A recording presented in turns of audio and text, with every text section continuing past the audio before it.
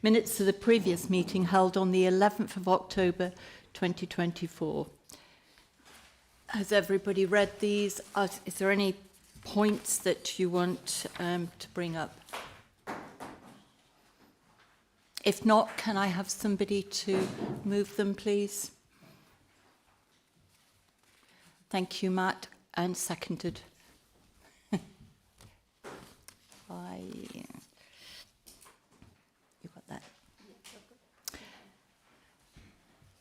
Public participation, where we have several speakers on the various applicants before us. Members' declaration of interest. I'm going to declare for all members that we've received an email from the applicants with regards to item 8 and an email from the agent with regard to item 7. Does anybody else have any other declarations of interest? Mike? Only to say that I'm the Sheffield City Council representative on Planning Committee, and there are 2 items that fall within the boundary of it. Okay. But I'll take advice from Charlotte on... Have you previously been involved in the determination of those matters or No. any decision making on them? So you're here today with an open mind and able to make an impartial decision on it? Yes. Yeah, okay. That's fine. Thank you.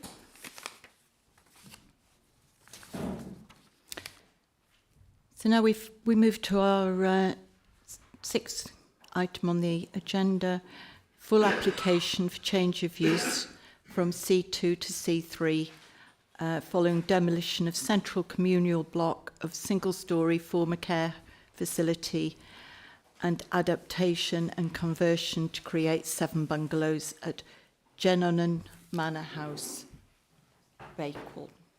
I think you're presenting this, Mark. I am, thanks Chair. Good morning members. By way of update, we've received a late update letter from the agent on this application, which makes a very limited change to the proposals.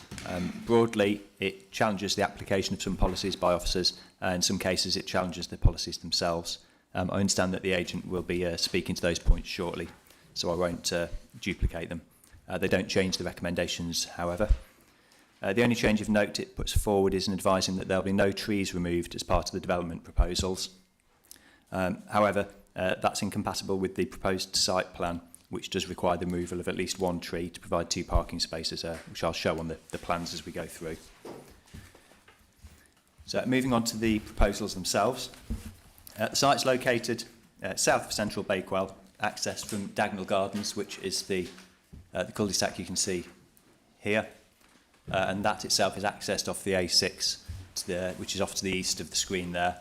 If members are trying to sort of place that, then if you think where the Co-op petrol station is, it's almost on the opposite side of the road from that this the Dagnall Lane comes off from, Dagnall Gardens rather comes off from. There's a parallel cul-de-sac to the south of the application site here, called the Avenue, and the application site itself, of course, you can see is outlined red in the centre of the plan there. In addition to the care home, which is the large building that you can see here, the site also includes the woodland to the west, 2 dwellings to the back of the site here, and various access roads around the building. These access roads, dwelling and woodland, aren't affected by the proposals. There's no proposals to make changes there at all. I should point out as well, though, as you can see here, these are all residential neighbouring properties to the outskirts, as is Hoyle Court, is also a residential building as well, with multiple residential units within it. This slide should show the position of the property within the edge of the conservation area. You'll see on the photographs it's not a traditional building, but the conservation area boundary does just come around the southern edge of the building and includes all of the site. In terms of public footpaths, the only one near is the one that comes off Butts View and runs north to south down the west of the site there, but it's some distance from the application property. So just taking you through some photographs. This is looking looking north to the site from Dagnall Gardens. And you can see, Sorry, it isn't looking north. It is looking west. So the building is where you can see the construction fencing here. It's the buildings you can see behind that, the back of the site there. And again, this is also looking west. So that's a closer view from that, further up that road. So these are the buildings you can see in the centre of the site there.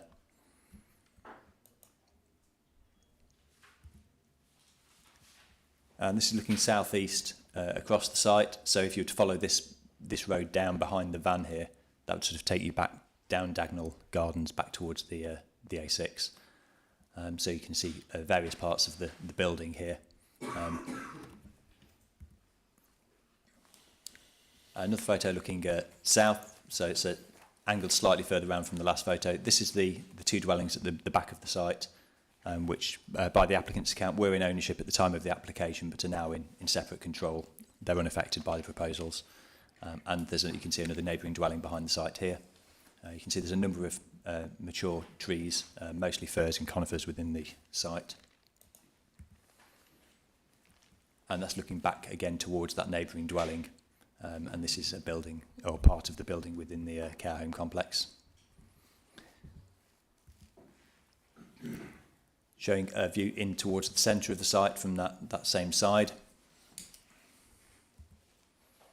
And this is the central part of the site. You can see at this stage that the building has been stripped out internally, and the roofs of that central section are currently removed as well.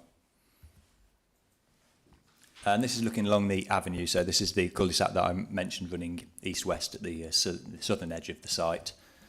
So the site itself is actually just up here at the end of this road.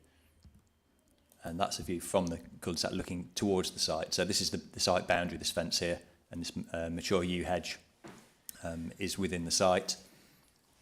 There's a gated access into the site here, pedestrian access, which we're advised by various representations hasn't been used for a number of years. And this is showing the access of Dagnall Gardens with the A6. So just going through the plans. The site plans rotated, well, in all of the plans from here on out have been rotated anti-clockwise. So north is now over this side. So you can see Dagnall Gardens is coming in from the top of the plan now. Just so members can get the bearings, because obviously the shape of the building makes it a little complex. But this shows the existing site layout with the vehicular access coming down the side here into the site here. And that's the same as proposed. So you can see the proposals to create the 7 units would effectively remove the central area of the existing building. So that central block and the linking corridors would be removed, and that would create parking space and a hard standing in the middle of the site, and it would result in the 7 proposed units. You can see here that 4 buildings would be formed, 3 of which would become semi-detached bungalows, so you get 6 bungalows from those 3 buildings, and then there would be 1 detached bungalow at the side of the site there. So the roof plan as existing before the central roofs were removed, shows that's your central block. These are the flat-roofed links between the buildings, and as proposed. So as you say, if I flick between the two, you can see that the buildings that are to remain, or the parts of the building that are to remain to form the new buildings, would be largely unchanged in terms of their roof plans. That's obviously not going to be legible in terms of the annotations, but that shows the layout of the current care home. It's a 33-bedroom care home. It closed, as we understand it, in 2022 when it was disposed of by the county council. But the bedrooms essentially are arranged around these outer parts, with the central bit providing the communal and other facilities of the care home. And the layout as proposed. In terms of the trees, these are indicative. At this stage, we don't have detailed landscaping plans. That shows the floor plans, of course, of the proposed units as well. That shows these in more detail. So for the semi-detached bungalows, there's a typical sort of split down the centre like this, with 2 and 3 bed bungalows being provided in each half, in each case. I won't dwell on these too much. They're fairly typical in terms of the facilities and layouts you'd expect.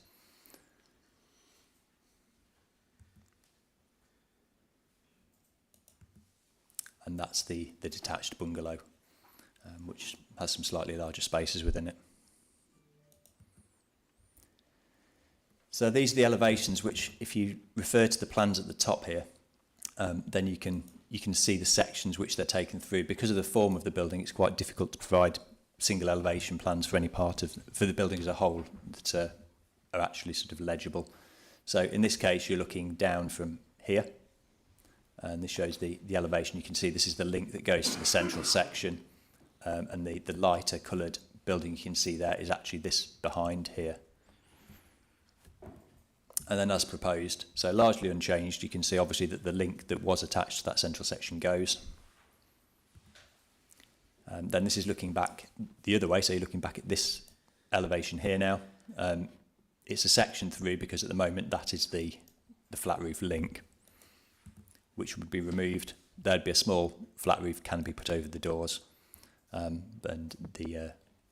this elevation, which is currently partially covered by the flat roof, would obviously just need to be surfaced, clad, and doors and windows included.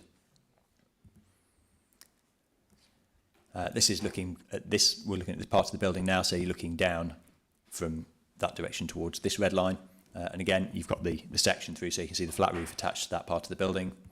That would go, and it's very similar to the other building that would be created next to it.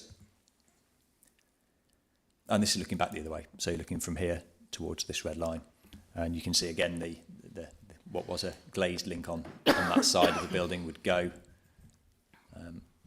otherwise largely unchanged. And then we are now looking at, got to get my own bearings a moment. We're now looking down towards, from here, looking down towards this elevation there. And again, the grey shaded areas where the link joins the building, that would be removed. And you're then looking from here across at this part of the building. You can see the link, it'd be removed. Again, you'd get the sort of flat roofed open porch above the doors that would be created. And then this looks at this elevation as a whole. So these are the parts of the building set further back, and you're looking at this elevation here, and this is the elevation there. And that's as proposed with that central area removed.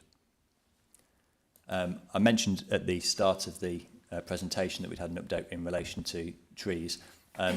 This was has been taken from the tree protection plan that was submitted as part of the application. The applicants advised it doesn't form part of the proposals themselves. This is the yew hedge that you saw in the photographs, which is recommended for removal by this report, just in terms of its relationship to the buildings. The applicants confirmed he's not proposing to remove that as part of the proposals. That was, he advised of that some time ago. The latest letter that suggests that no trees would be removed, the reason I mentioned that's incompatible with the plans is there's a mature tree here, which I think is a willow tree from memory, on the existing site layout plan, which is this one, of course. But you'll note if I go back, or do I need to go forward? If I go forward here, that tree is in this position here where the parking space for this unit is to be provided. So clearly that tree would need to be removed if the proposals were to go forward as they're put forward here. In terms of other changes within the site, a new pedestrian access is proposed through the central area onto the avenue at this end of the site.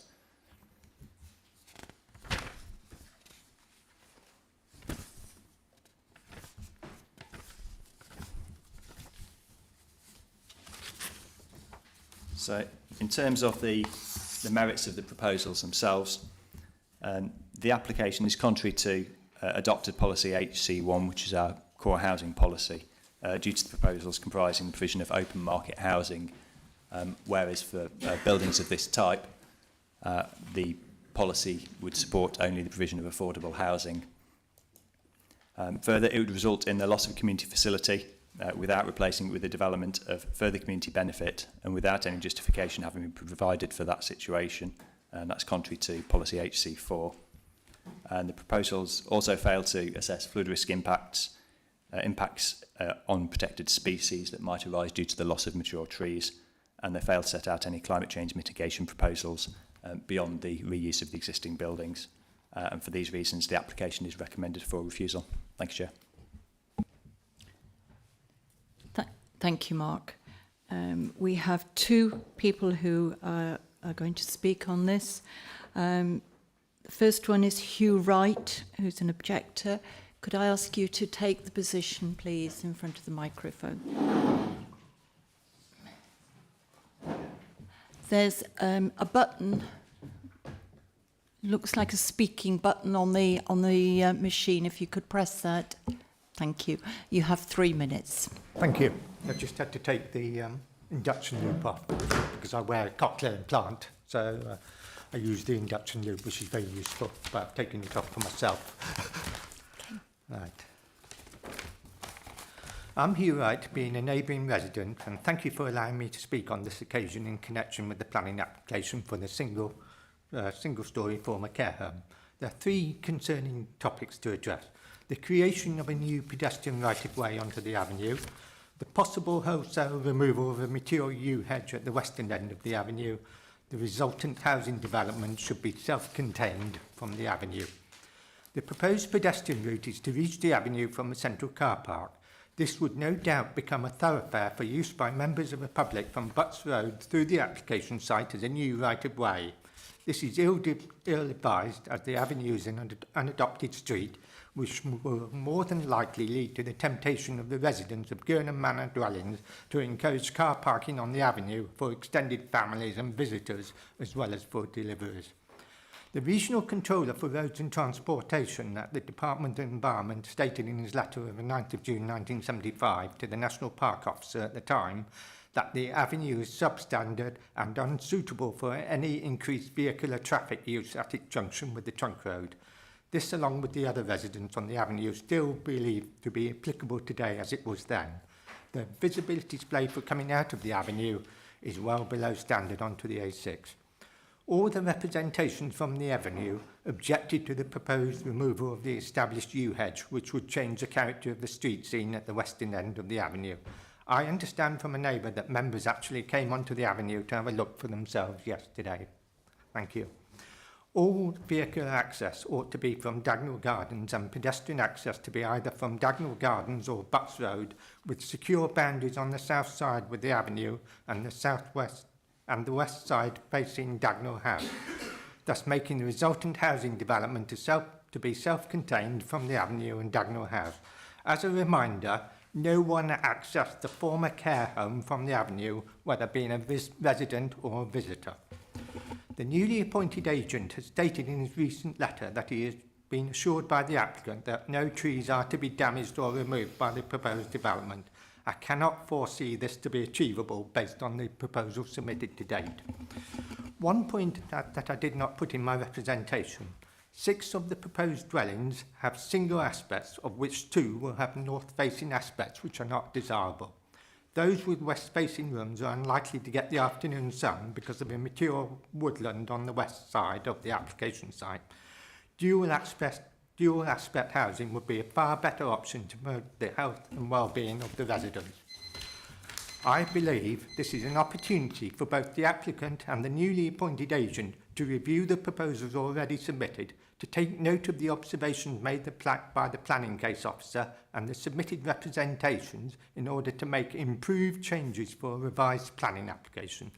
None of the residents from the avenue are against the provision of affordable housing for the site of the former care home in order to satisfy the National Parks Planning Policy HC1 for new housing. Thank you.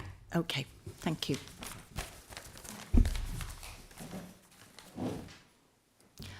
We now have Adam Place, who's the agent. Good morning. And you have 3 minutes. Thank you. Is this on? Fantastic. Good morning, everyone. I'm Adam Place, a Chartered Town Planner and the Director at Viable Placemaking. I appreciate we have limited time, so I'm going to jump straight in. The majority of this will just reiterate the contents of the letter we submitted a couple of weeks ago with some additional response to the Council. So first, taking policy HC1, affordable housing. I acknowledge the site is in a national park, but this policy is extremely out of date. It conflicts with national policy, which would only require affordable housing on developments of at the fewest 5 units. This policy requires it on any and has not been tested since. Therefore, it can't be relied upon within a decision, as it would open the council up to costs in applying an untested policy. To highlight just how much has changed, the ONS indicate the cost of building new houses has increased by around 50% in the last 10 years. And the reason I choose 10 years and not all the way back to 2011 is because the ONS index records don't go back that far. That's how dated the core strategy is. The key point is that this conflicts with national policy, so it's out of date, and it's not been tested since, so it can't be relied upon to make a decision, and this has been reaffirmed in High Court and Court of Appeal judgments. So we trust that HC1 won't be included within a reason for refusal for this application. Turning to issue 2, the loss of community facilities. I really do appreciate that care home is a building that people value, but the local plan clarifies that community facilities are those usually in use classes D1 and D2.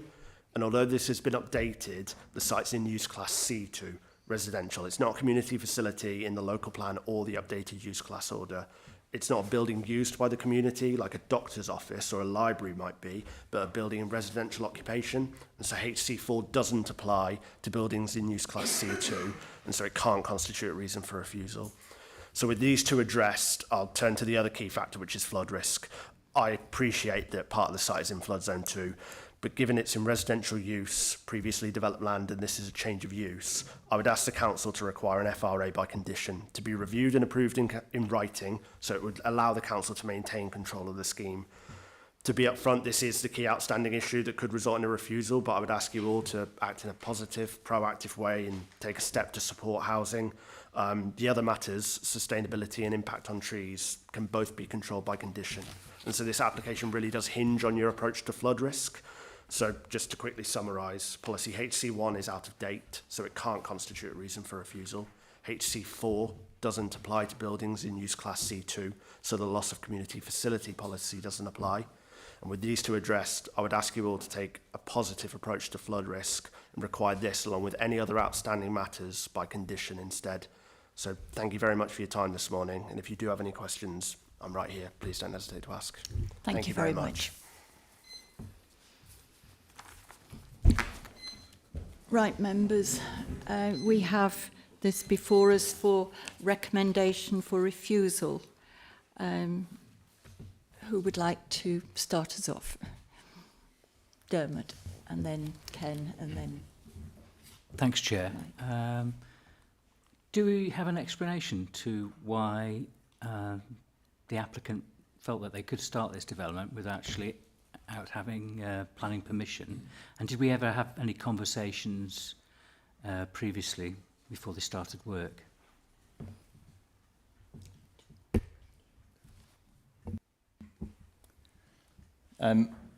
We didn't have any conversations prior to the application coming in. The application didn't seek pre-application advice from us on this development. We have had reports of those works commencing from members of the public, which we've followed up. We've advised the applicant to cease their works at the point that they've got to. We haven't taken a view at this stage as to whether they amount to a breach of planning control. And because the building as a whole is not demolished, it might be that we would conclude they aren't, but we haven't made that assessment at this time. But that's really as much as I can add on that, I think. Ken. Thank you, Chair. It's just at this stage seeking some clarification. Our recommendations 1 and 2 quote policies HC1, HC4. The agent is making the case that these aren't applicable. For our benefit, I think we need to know what officer's opinion is.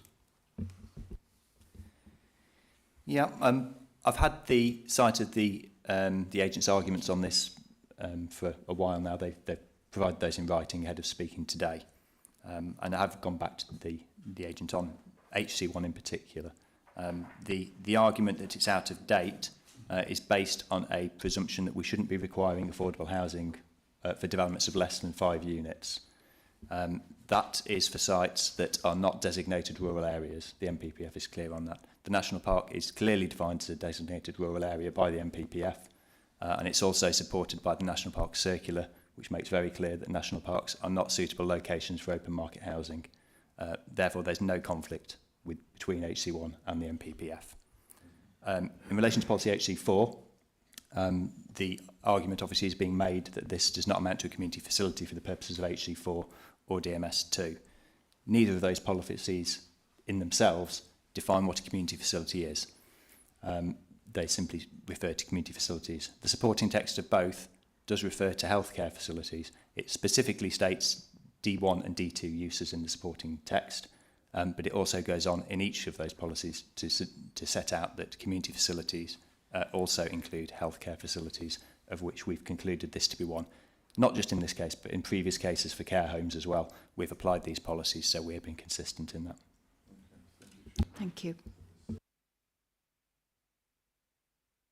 It's really a follow-up question on the lines that Ken was asking.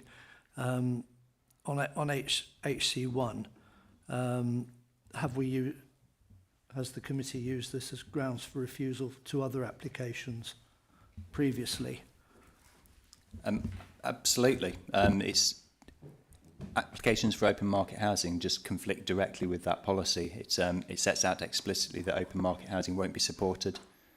It makes provision for affordable housing through new build or conversion within settlements, but that is not what this proposal is for. Thank you for that. That's really helpful, Mark. I mean, to move this on, even if we were to discount HC1, we've still got 4 other reasons that officers are recommending for refusal. And were we, as members, to try and unpick that and come up with what we think is a workable scheme, I do think that would be quite a prolonged process and would still entail a lot of negotiation with the applicant. So at this point, I'm going to move that we members refuse the application. Okay. Rachel. Seconded. Does anybody else wish to speak on this or ask any questions? Matt. Yeah, it says in the section about ecology and BNG that the site's exempt from statutory requirements for BNG under the de minimis. Can you explain why that's the case in this? Because it's a small site application for more than 25 square metres. The individual trees should be, there should be issues around the individual trees, for example. The de minimis exemption applies where less than 25 square metres of habitat will be affected. In this case, as it stands, I say we don't have defined landscaping proposals, but based on the plans that we have, there is not a loss of 25 square metres or more of habitat.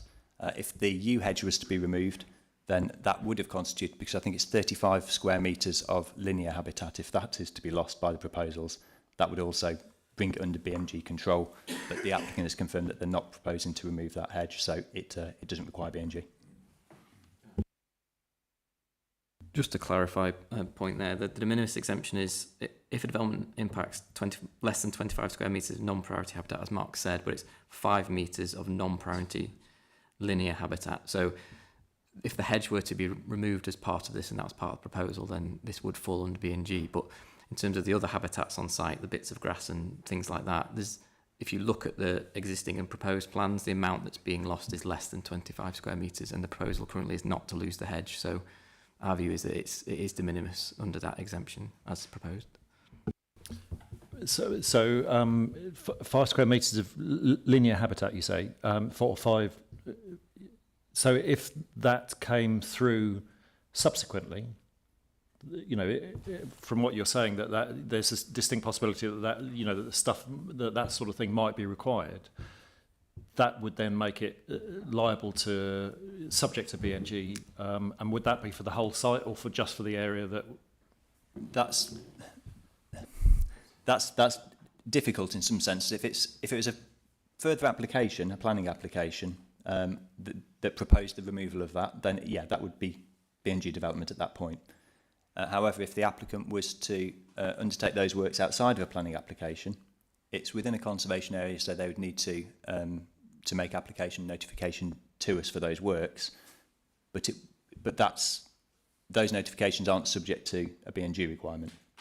So we would have to take a view on the merits of the removal of the hedge, whether that was acceptable or not outside of an application, and we would have no control in relation to biodiversity net gain.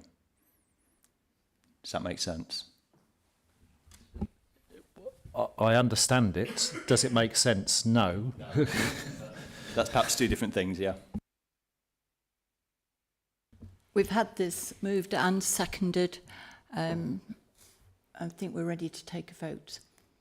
So can I ask everybody who is wanting to approve the recommendation for refusal, which has been proposed and seconded, can you show your hands, please?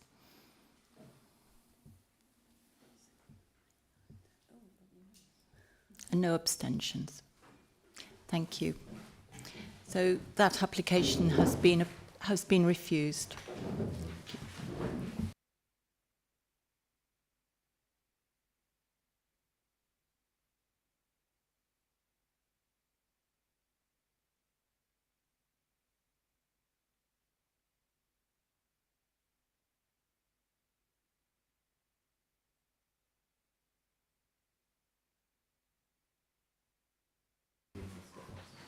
The next application we have is for the barn conversion. I think we have Carolyn McIntyre, the agent, coming to speak on this. Is she not here? Early. Are we a bit early? Oh, she is here. We are early. I wasn't expecting that one to go through that quickly. I have to guess how long these things are going to take. You see.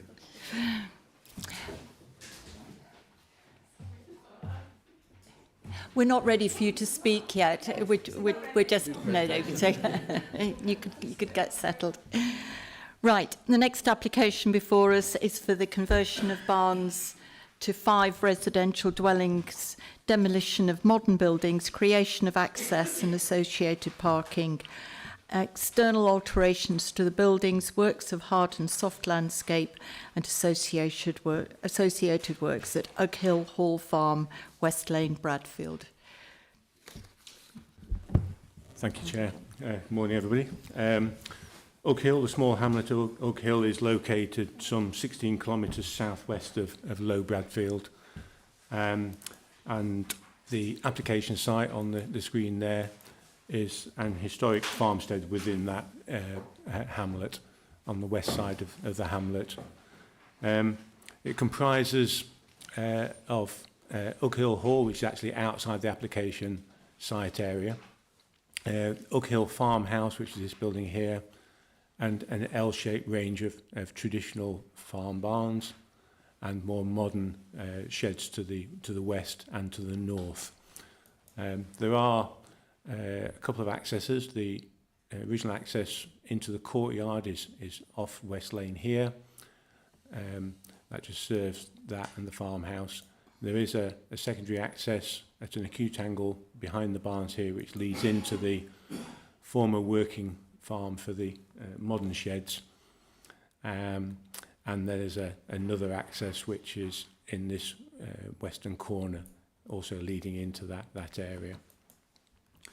As I said, the barns are historic. They're stone barns, disused now. They are, as we saw on the site visit yesterday, at some risk of falling into dilapidation.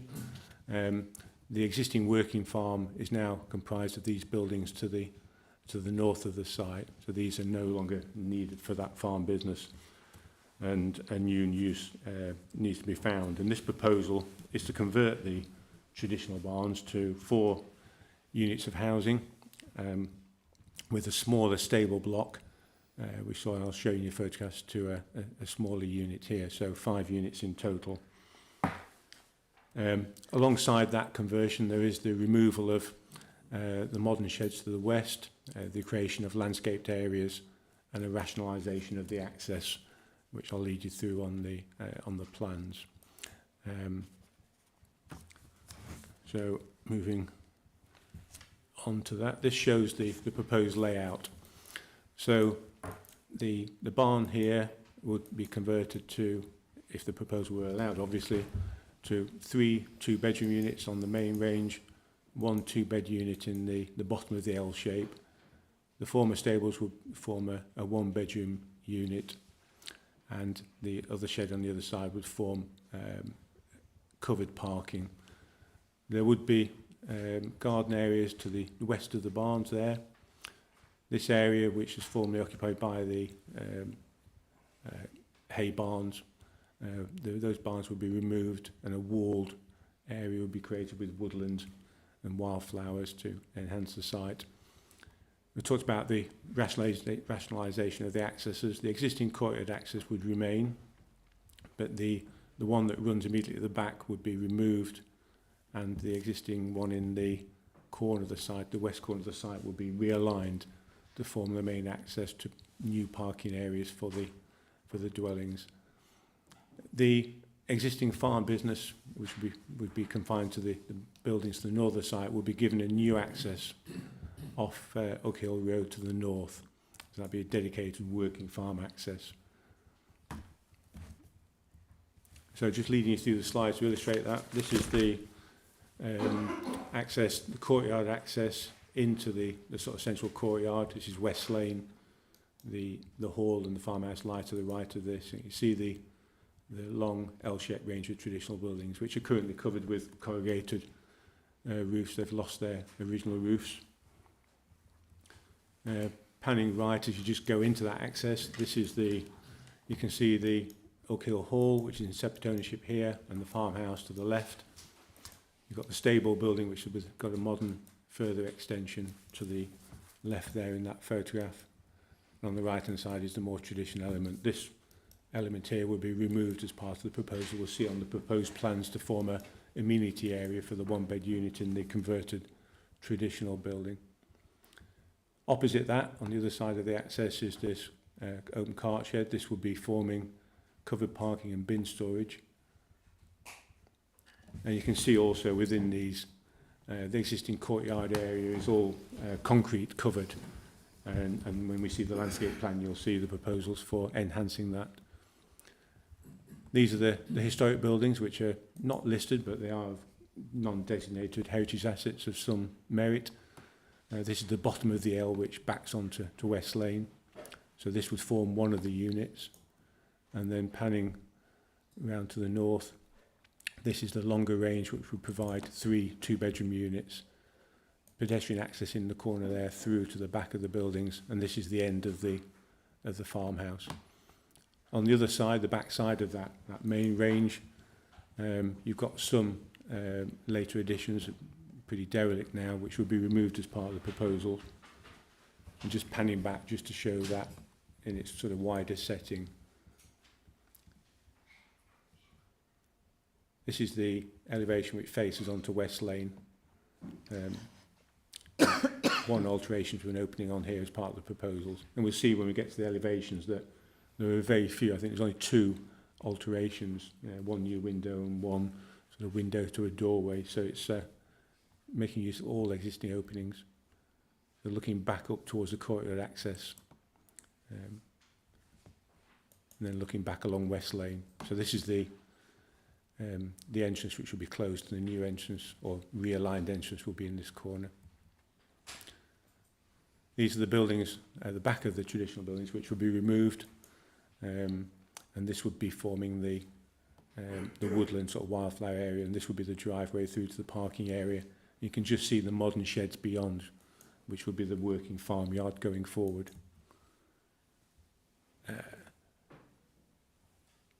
This is looking back the other way. Yeah, sorry. This is the new agricultural access. We didn't look at this on site yesterday, but this leads off Oak Hill Road back into. You can just see the bales there. So that would lead back into the working farmyard, and it's spaced off from the trees there to avoid any harm to the roots of those mature trees along that boundary. So just looking at the detailed layout.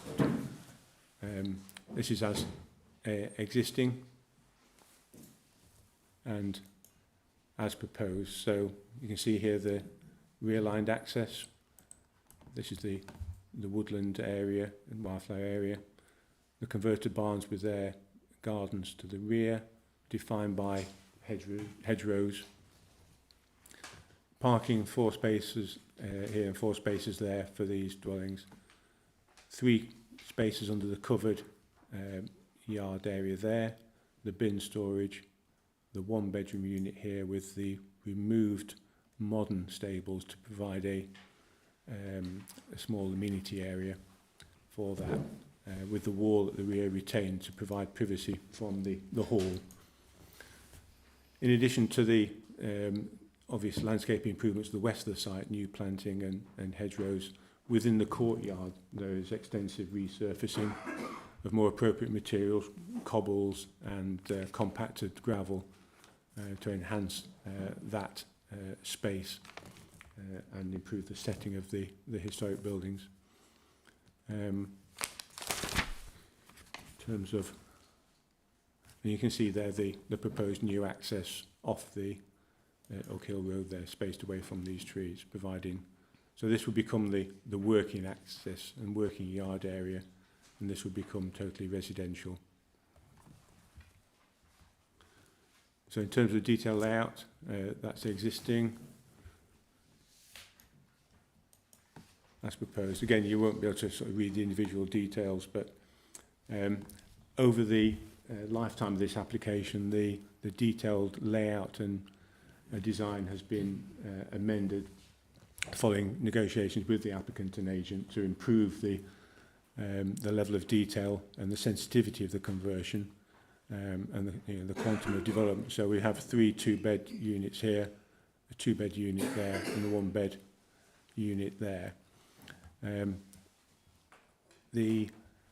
Obviously, with any residential conversion, it does require subdivision internally. So there is some loss of significance as a result of subdividing some of those spaces, but the detailed layout has kept things like behind the threshing area there, an open space, a full height space, so one can appreciate the barn-like qualities previously, which has offset some of our conservation officers' concerns.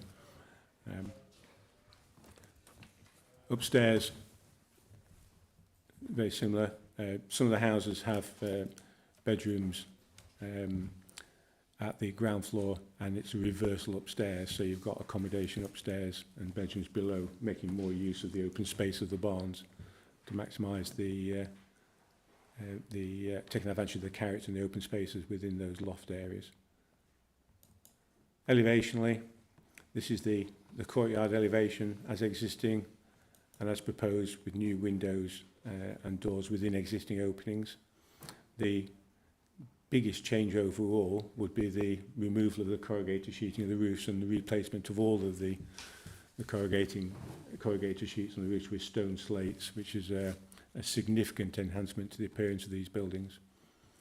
We have put a condition on, suggested condition, regarding precise agreement of windows and door details to ensure the best detail be refined with advice from our conservation officers. That's the end elevation, the north elevation of the main block. No change here, other than new windows and doors, air source heat pumps, and reinstating of the or new balustrade stair fencing there. The rear elevation, these dilapidated lean-to removed.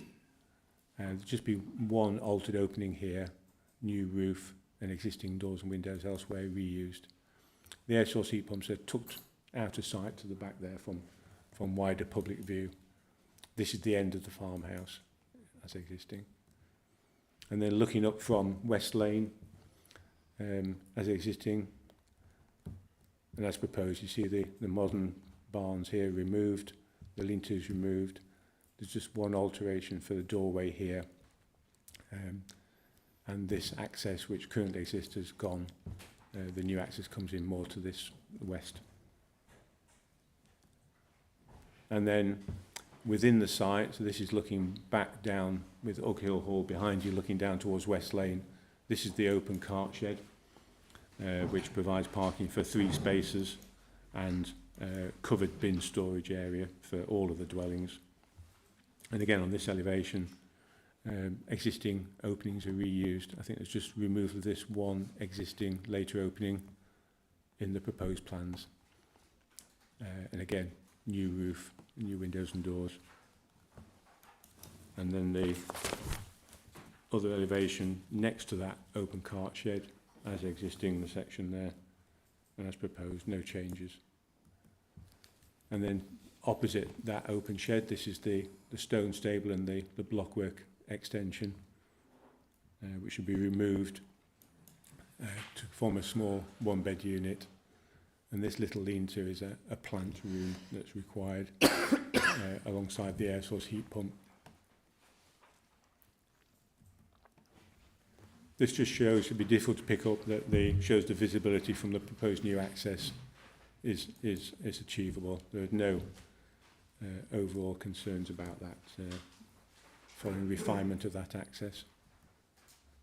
And I'll just leave that with the detailed landscaping scheme to show the overall the site as proposed.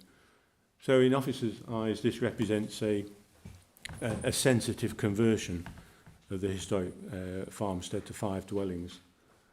They're all market dwellings. There is a viability report which demonstrates to our satisfaction that the incorporation of any affordable dwellings would make the scheme unviable, so we accept that. So the proposal is in accordance with our policy HC1, which does allow for market dwellings where they are required to achieve conservation enhancement. And in this case they are. There is a need to find a use for the buildings, and this achieves that conservation and significant enhancement of the buildings themselves and their setting. The conversion, as I said, retains all the openings. So in terms of other issues, the scheme has good sustainability credentials with air source heat pumps, EV charging points within the parking areas. The ecological interests on the site have been considered with appropriate ecological reports, and mitigation within those is subject to suggested conditions. Other conditions relate to lighting. There are no highway or other amenity concerns relating to the proposal, and therefore, in the absence of any other material considerations that would indicate otherwise, officers recommend approval of the application subject to the conditions set out in the report. Thank you, Chair. Thank you. And we just have one speaker for this, Caroline McIntyre, the agent. I think you know the drill, Caroline. Yeah, try again. So, good morning. I'm the agent for this application at Oak Hill Hall. The application is recommended for approval, and therefore I don't propose to speak for very long. However, I wanted to highlight a few points regarding the proposals. We've worked with officers throughout the application process and have amended the scheme to respond to every request made by the case officer. These changes included the alterations to the landscaping, the treatment of the windows, and the arrangement of the accommodation in the larger barn to retain the open feeling. The scheme has been designed to allow the continued use of the modern working farm buildings at the top of the site, separating these from the residential uses. The visibility of the barns and their curtilage within the landscape is limited, and we've got new tree planting and hedge planting within the application site. The proposals address issues raised in objections with a new water supply and a new sewerage system. And the application, as John has noted, is supported by a robust financial viability appraisal, which concludes it's not viable to deliver affordable housing. There are significant costs in converting this type of building to the high standards required. However, the proposals are for 5 smaller units, which, although they're not affordable by definition, they are more affordable than if the scheme had a fewer number of larger units. The proposals restore the buildings using more suitable materials such as stone slates to the roof, lime mortar pointing, and new areas of cobbles and flagging outside. And the scheme delivers enhancements including the removal of the large open barns to the rear, the blockwork stable in the courtyard, and provides replacement roofs with new stone slates and biodiversity enhancements, as well as providing future viable use for the buildings. We therefore ask that you follow your officer's recommendation and approve this application. The applicant and I were happy to answer any questions. Thank you. Thank you. Okay, members, I've got Rachel, Dermot, Matt. So Rachel and Lee. Was it Lee? Bill. Right. Hi, yeah, thank you. I just want to dig into the ecology and biodiversity points. So in points 102, 103 and 104, there are some quite specific requirements, and I just want to ensure that they've been pulled through into the conditions. So does condition 17 ensure that those things will happen, is my first question. So I can read them if that's helpful. Yes, no, that's clear that, yes, the condition 17 picks up the mitigation measures set out in that to pick up those precise points, so yes. Yeah, okay, that's great. And then, so barn owls are mentioned, and that there's a mitigation for swallows. It does mention, let me just find it again, a barn nesting space. Is that barn nesting space designed with barn owls in mind? Or is that swallows? Because I'm not sure. I don't have the precise report in front of me for easy reference, but I would expect any detailed report on barn, something like that, to consider both barn owls and nesting birds and the mitigation to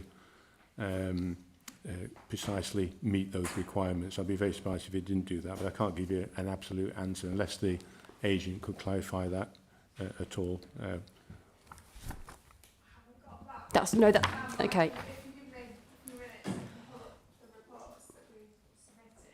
So, can I ask you? Thank you. Carolyn, sorry, could you use the microphone to respond? If you give me a few minutes to just find the report, I can let you know exactly what's proposed. Yeah, fine. Okay. I think the other point to pull into this as well is that the report has been assessed by our internal ecologists, who have raised no objections subject to the conditions, so they're happy with how the report has been prepared, its methodology, its conclusions and its proposed mitigation, and their comments are set out at point 31 for members.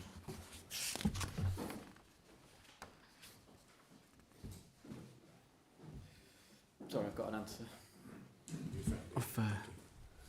Yeah, in the report 4.4.6, Caroline, it's proposed to put in a bespoke barn owl nesting space in the southern end of barn 2 with an access point into the roof. Okay. Does that answer your point, Rachel? Yes, it does. Thank you. Thank you. Okay. Dermot. Thank you, Chair.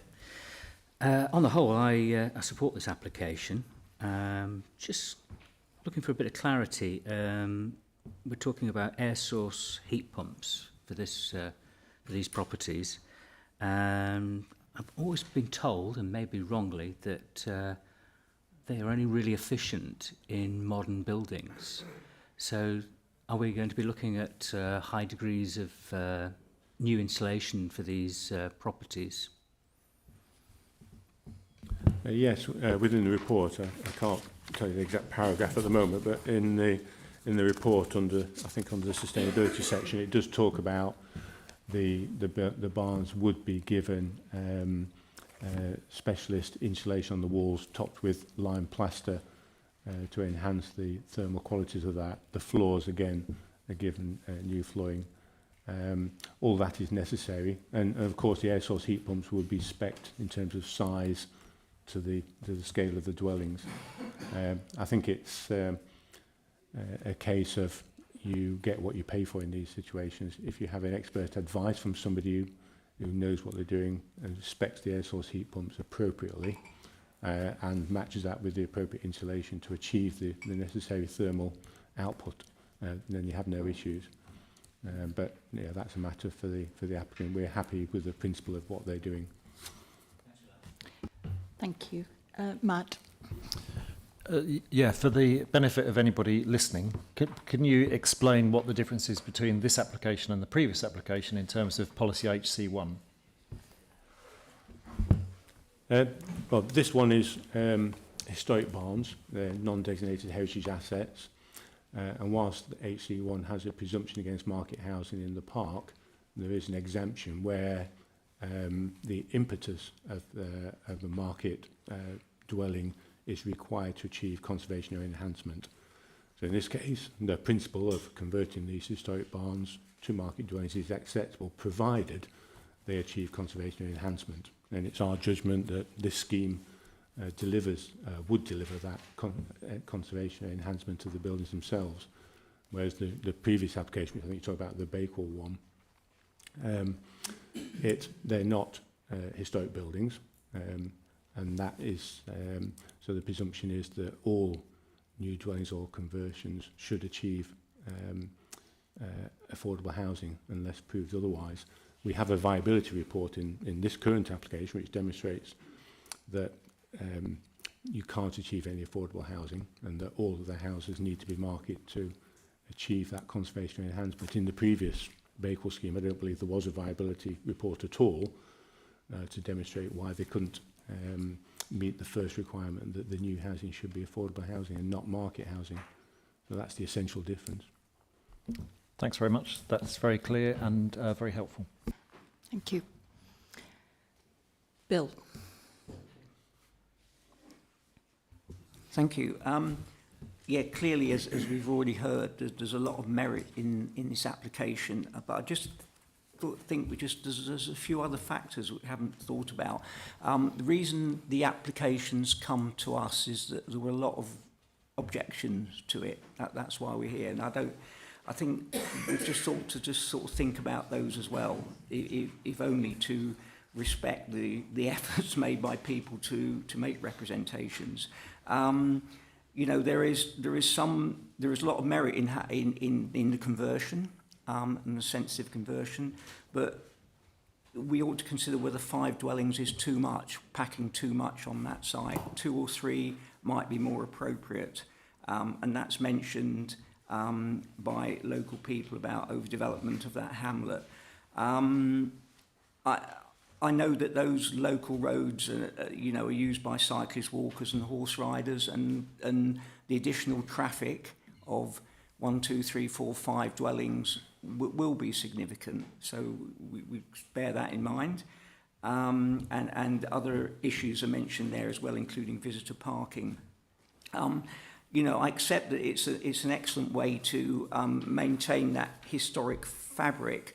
But by doing so, the light within the buildings are quite limited, and to me, the proposed dwellings, and I'm not saying whether this is good or bad, and it's perhaps for other people to make a comment on this, will likely be second homes or holiday lets rather than, because of their size and situation, family homes. So, but that is something we need to think about. There's a development of further access to the properties, and on the plus side there's a better setting of Ughill Hall. But also on a very serious point, we talk a lot about climate change and mitigation. If we're putting a lot of dwellings in quite a remote location, that means that those dwellings will forever and more, they'll never be served by public transport. They won't be accessible to people who don't have cars. So forever and more, and I'm not saying this should change our opinion, but we should really take that into account. 1 or 2 dwellings on that site, that's fine, because there are isolated dwellings in the countryside, but we're creating a little village here almost, and the people accessing those dwellings will always use cars. There's or possibly electric bikes in future, possibly, but generally cars. So I think that's quite important, because we talk a lot about climate change, but that's a really fundamental point, isn't it? If we're encouraging quite a lot of development in quite isolated locations, so And I think the affordable thing, yes, the affordable housing there wouldn't make sense for that very reason as well. You know, it's quite an inaccessible location. So I think the application got a lot of merit. I would personally like to have seen less units on the site, and those units being made I see they'll end up as holiday lets or second homes, which, you know, there's a debate to be had about that in that location, but that's my own view on that. Thank you. Thank you, Bill. Ken. Thank you, Chair. A point of detail in the conditions. Are we addressing rainwater goods, John? It doesn't appear to be. We need to. So if it's not, I would imagine that they ought to be cast iron and so on. I would therefore suggest that if it's not in there already, that we have a minor sort of design architectural details for rainwater goods, other minor points to make sure we pick up those at the point of any other minor details of soil vent pipes or other vents. Yeah. Okay. Thank you for that. They are matters of detail. Right. Which may fall away the quality of any conversion. Okay. Thank you. So if we had that, I would support that. Right. I mean, in main, for all the positive comments and arguments in both in the report and what members have said, Chair, I'd support the application. And I take on board the points that Bill makes, and I think it's always a balancing act between our responsibilities to conserve and enhance, amongst other things, cultural heritage of the national park and its landscapes, and the requirement to address issues associated with climate change. And I think I respect the views that you've expressed, and I think they are things that we have to put into the balance. I mean, every action has a reaction. Every decision has results that sometimes aren't most appropriate. But I think we are looking at the conservation of what I think is an important set of non-designated heritage assets, which of themselves have that embedded energy, which new build somewhere else would result in greater impact, I think, in non-sustainable ways. So I think it's things like that. It's things like perhaps the putative purchasers will be using electric cars as well as electric bikes. You know, there are so many things I think that we have to balance that sometimes we have to make decisions that are not always meeting all our ambitions. I mean, personally, I regret that we have to conserve some of our historic buildings by converting them and losing some of the internal elements. But that's the payoff, if you like, for achieving that conservation. So I think the fact as well for me that these buildings are within the context of a functioning farm complex. They're not isolated in the middle of nowhere as some of the things that come before us we're asked to consider, which I think often have landscape impacts of much greater magnitude than what we're being asked to consider here. I think for me that sways the argument in favour of approving the recommendation, Chair, and I'll be willing to propose it on that basis. It isn't anything to do with this application, but I presume that we might anticipate an application for a replacement barn for those that are going in due course in the field to the north. But that's perhaps something to consider in a separate scenario. But thank you, Chair. Thank you, Ken. Mike. Okay. Thank you, Dermot. Mike. Thank you, Chair. I think that Bill wants to come back. living in the Sheffield area, but not probably about 4 miles from Ugg Hill, so it's not on my doorstep. I think this is a very interesting application. I would like to reassure members that Ugg Hill is not 16 kilometres southwest of Low Bradfield, but more likely to be 1.6 kilometres. So, yes, in terms of getting a bus bill, they would have to walk a little over a mile to the nearest bus stop. But I do take heart from the fact that condition 14 in the recommendation is that prior to first occupation, EV charging points shall be installed and made operational, which would go some way to addressing climate change concerns over transport. I do have one question, and that is because it's been mentioned that a new track will be made on what I think is Ugg Hill Road, not West Lane, which would lead to the modern farmyard. And has any thought or work gone into what that track would consist of? Would it be surfaced in some way? I can't. It might be in the report and I've missed it. Yeah, I think if you look at the plans here, this is the landscape plans. You've got basically a two-wheel track with a central green area, so it would look very much like a rural farm track. That's the intention. We have got a landscaping condition within there, so you've got a gate set back from the road, and it just runs across the field in a very typical rural farm track way with two wheel tracks, then a gated access into the working farmyard. So we're comfortable that it's appropriate. I can't read the precise detail, but I think that is crushed stone either side, so an appropriate local coloured crushed stone to form those wheel tracks.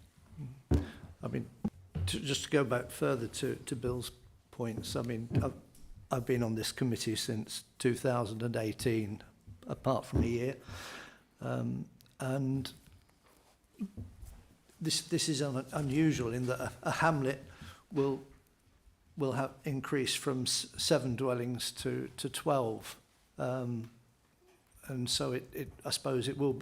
But I would see this more as a generational change. We're not likely to see another application in Ugg Hill for many years to come that would create so many new properties. If it did, I dare say the residents would then be wanting a village hall, but it's it is unusual, but I do think it is something that we can live with, and certainly on the improvements to and restoration work to these buildings, it is something that we can support. Thank you, Mike. Bill, you wanted to come back. So I suspect we're moving to a vote or recommendation soon. I would just like to recommend, probably without much support, that although in principle I think the proposal is excellent, that the number of units should, say, be restricted to 2 or probably 3. That would be my proposal. Bearing in mind one of the conversions is not to a historic, is not of a historic building, and bearing in mind some of the representations and things that have been made and comments that I've made. Yeah. Okay. Well, we have had a recommendation for approval which has been seconded. So I think we'll take the vote on that first. So can I ask everybody who supports the recommendation for, as it's laid out here, for the 5 units to indicate? With the additional conditions suggested With the by additional members. conditions, yeah.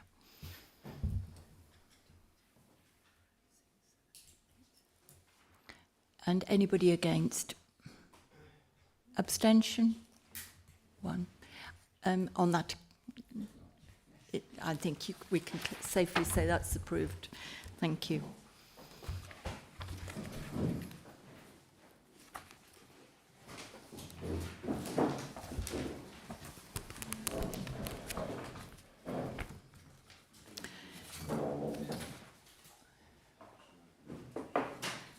So we're moving now on to item number 8, which is the full application for demolishing of existing building and erection of rural workers' dwelling, White Park Barn, Allsop Road, Parwich.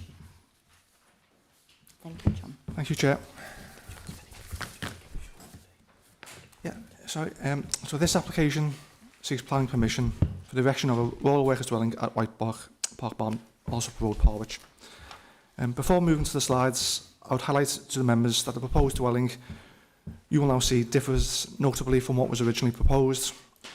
The latest plans were received very late in the process, and as such, a reconsultation will be required. Therefore, if members are minded to agree with the officer's recommendation of refusal, then please be aware that the formal issuing of the decision cannot occur until the reconsultation period has expired. If any comments are received that are material, then these will be reported to the Chair and Vice Chair for consideration.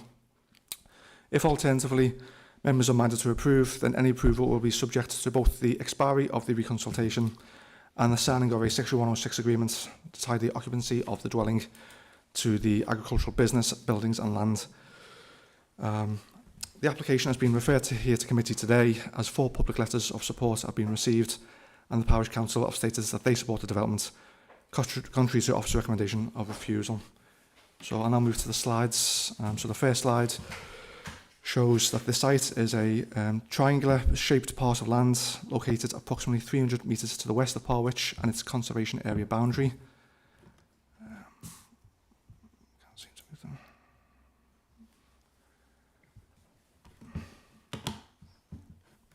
Sorry, John.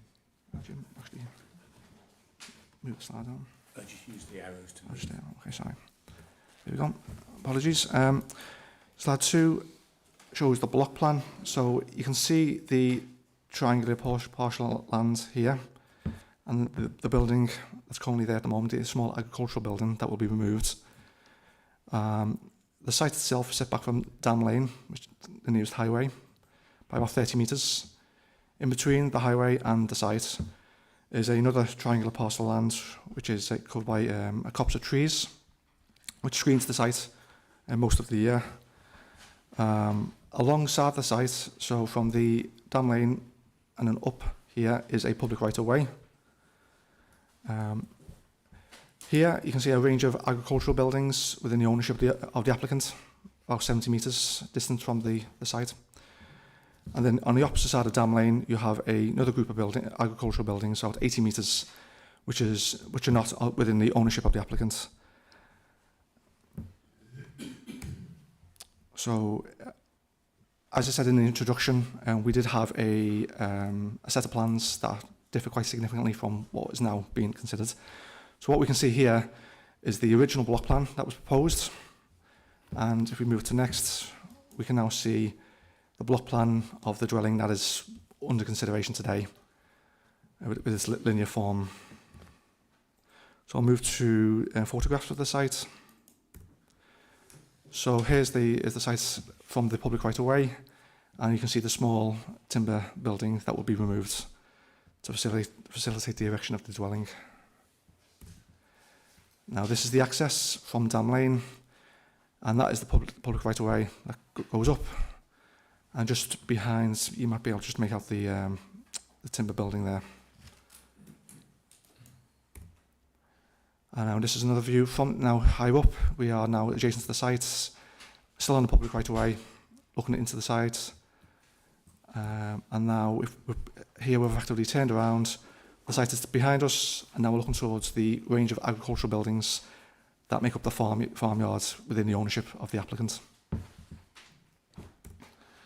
And now, again, we've walked a bit further up the public right-of-way. We're looking further back towards the site. Again, the building is there. And now this is a closer view of the farmyard and a range of buildings that serve the farm. So, if we move to the plans, so as mentioned, we had this was the original scheme.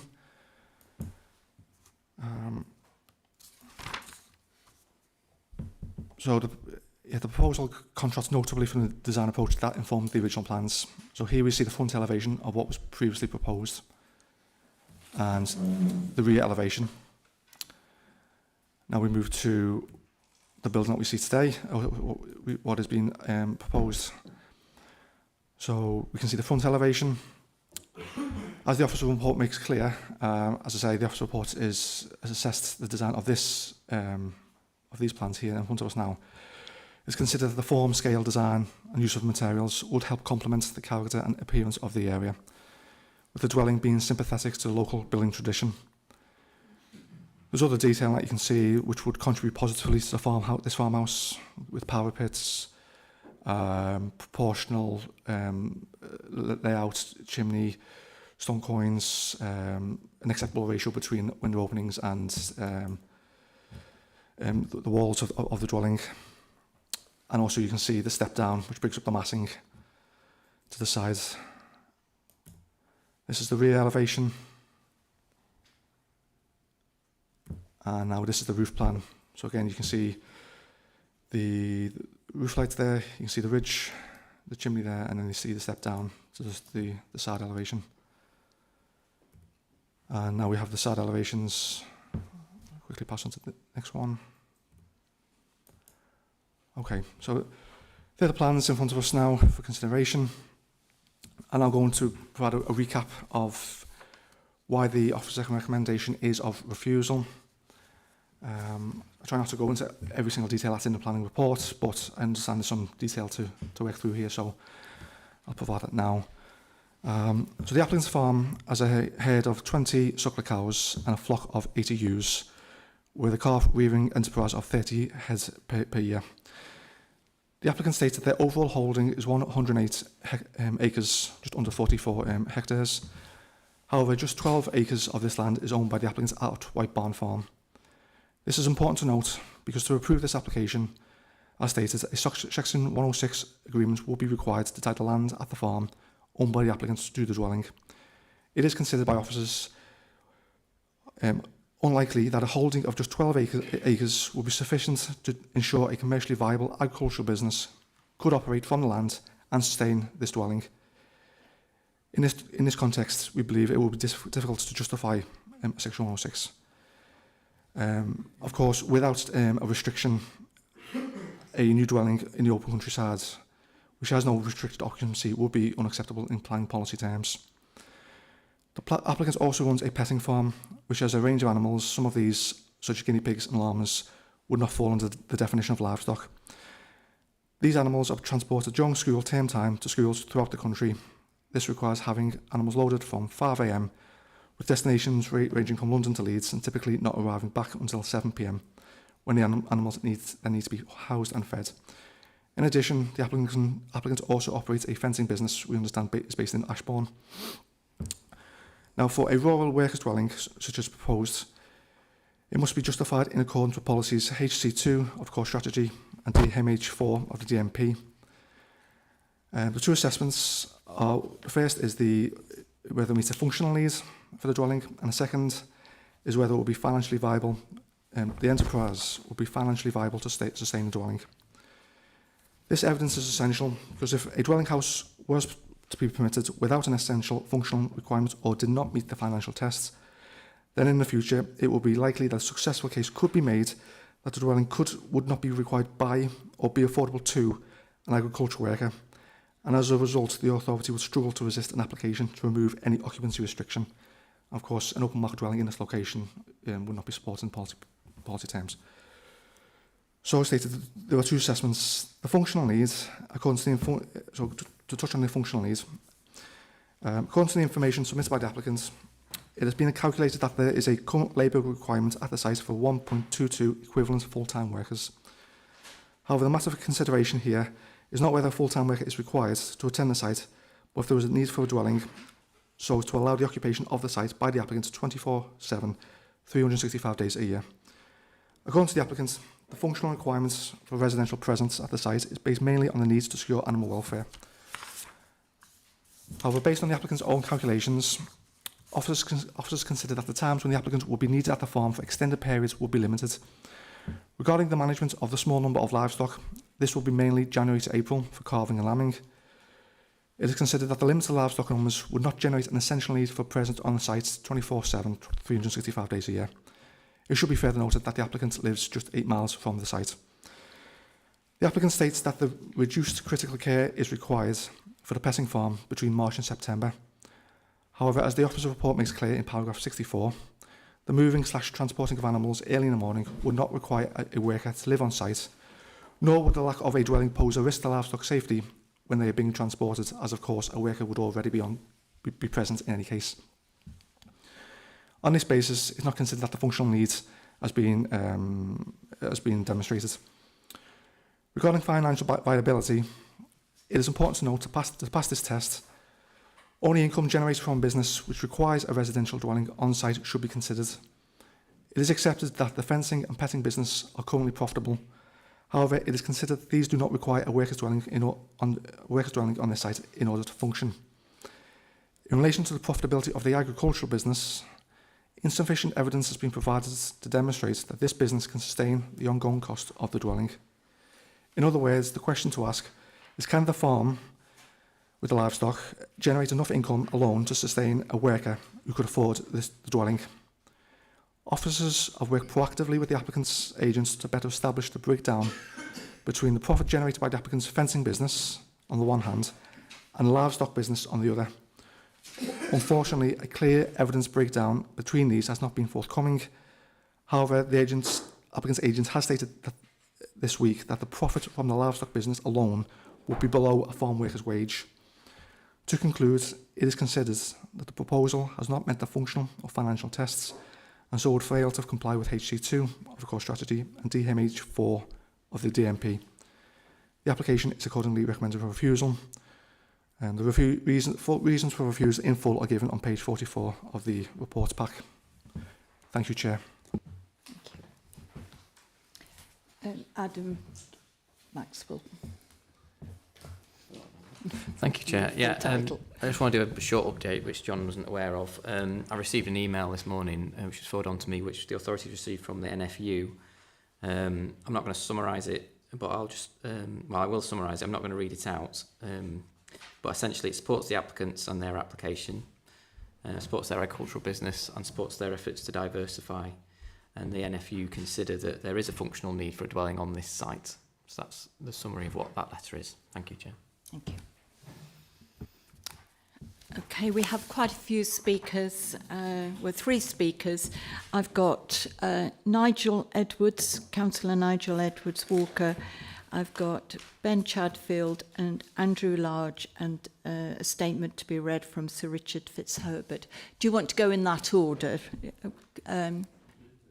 Okay. So we've got Councillor Nigel Edwards Walker.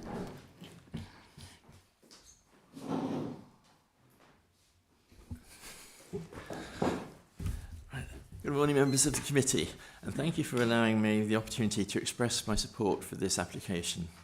I'm Nigel Walker, and I'm the current Derbyshire Dales District Councillor for the Dovedale, Parwich and Brassington ward. Having read the officer's recommendation and the reasoning for the suggested refusal, I realise a great deal of analysis has been undertaken and considered. But with obvious respect, I feel that fundamental farming and livestock inconsistencies have not been given sufficient weight. Whilst Mr and Mrs Chadfield's working day can be 13 to 14 hours long, I accept that some of that time has to be taken up by waiting for the animals' cooperation, when it would frustratingly be impractical to nip home, as it takes up to an hour to travel the round trip. I'm told that available properties nearer to White Park Barn are in excess of the applicant's affordability, whereas the construction costs of this proposed dwelling are not. Also, on the subject of the financial test and sustainable income, the applicants have invested significantly in land, buildings, livestock and plant and machinery, far in excess of construction costs for a self-build dwelling. Plus, the saving of excessive travel costs, approximately £6,000 per annum at 45 pence per mile, will obviously be additionally beneficial. Apart from this property becoming an enhancement to the area in which Mr Chadfield's family has lived for the last 93 years, the members of Parwich Parish Council are totally in favour, and the applicants have additionally received nothing but support from those in the surrounding area. So I hope my input may provide you with additional food for thought.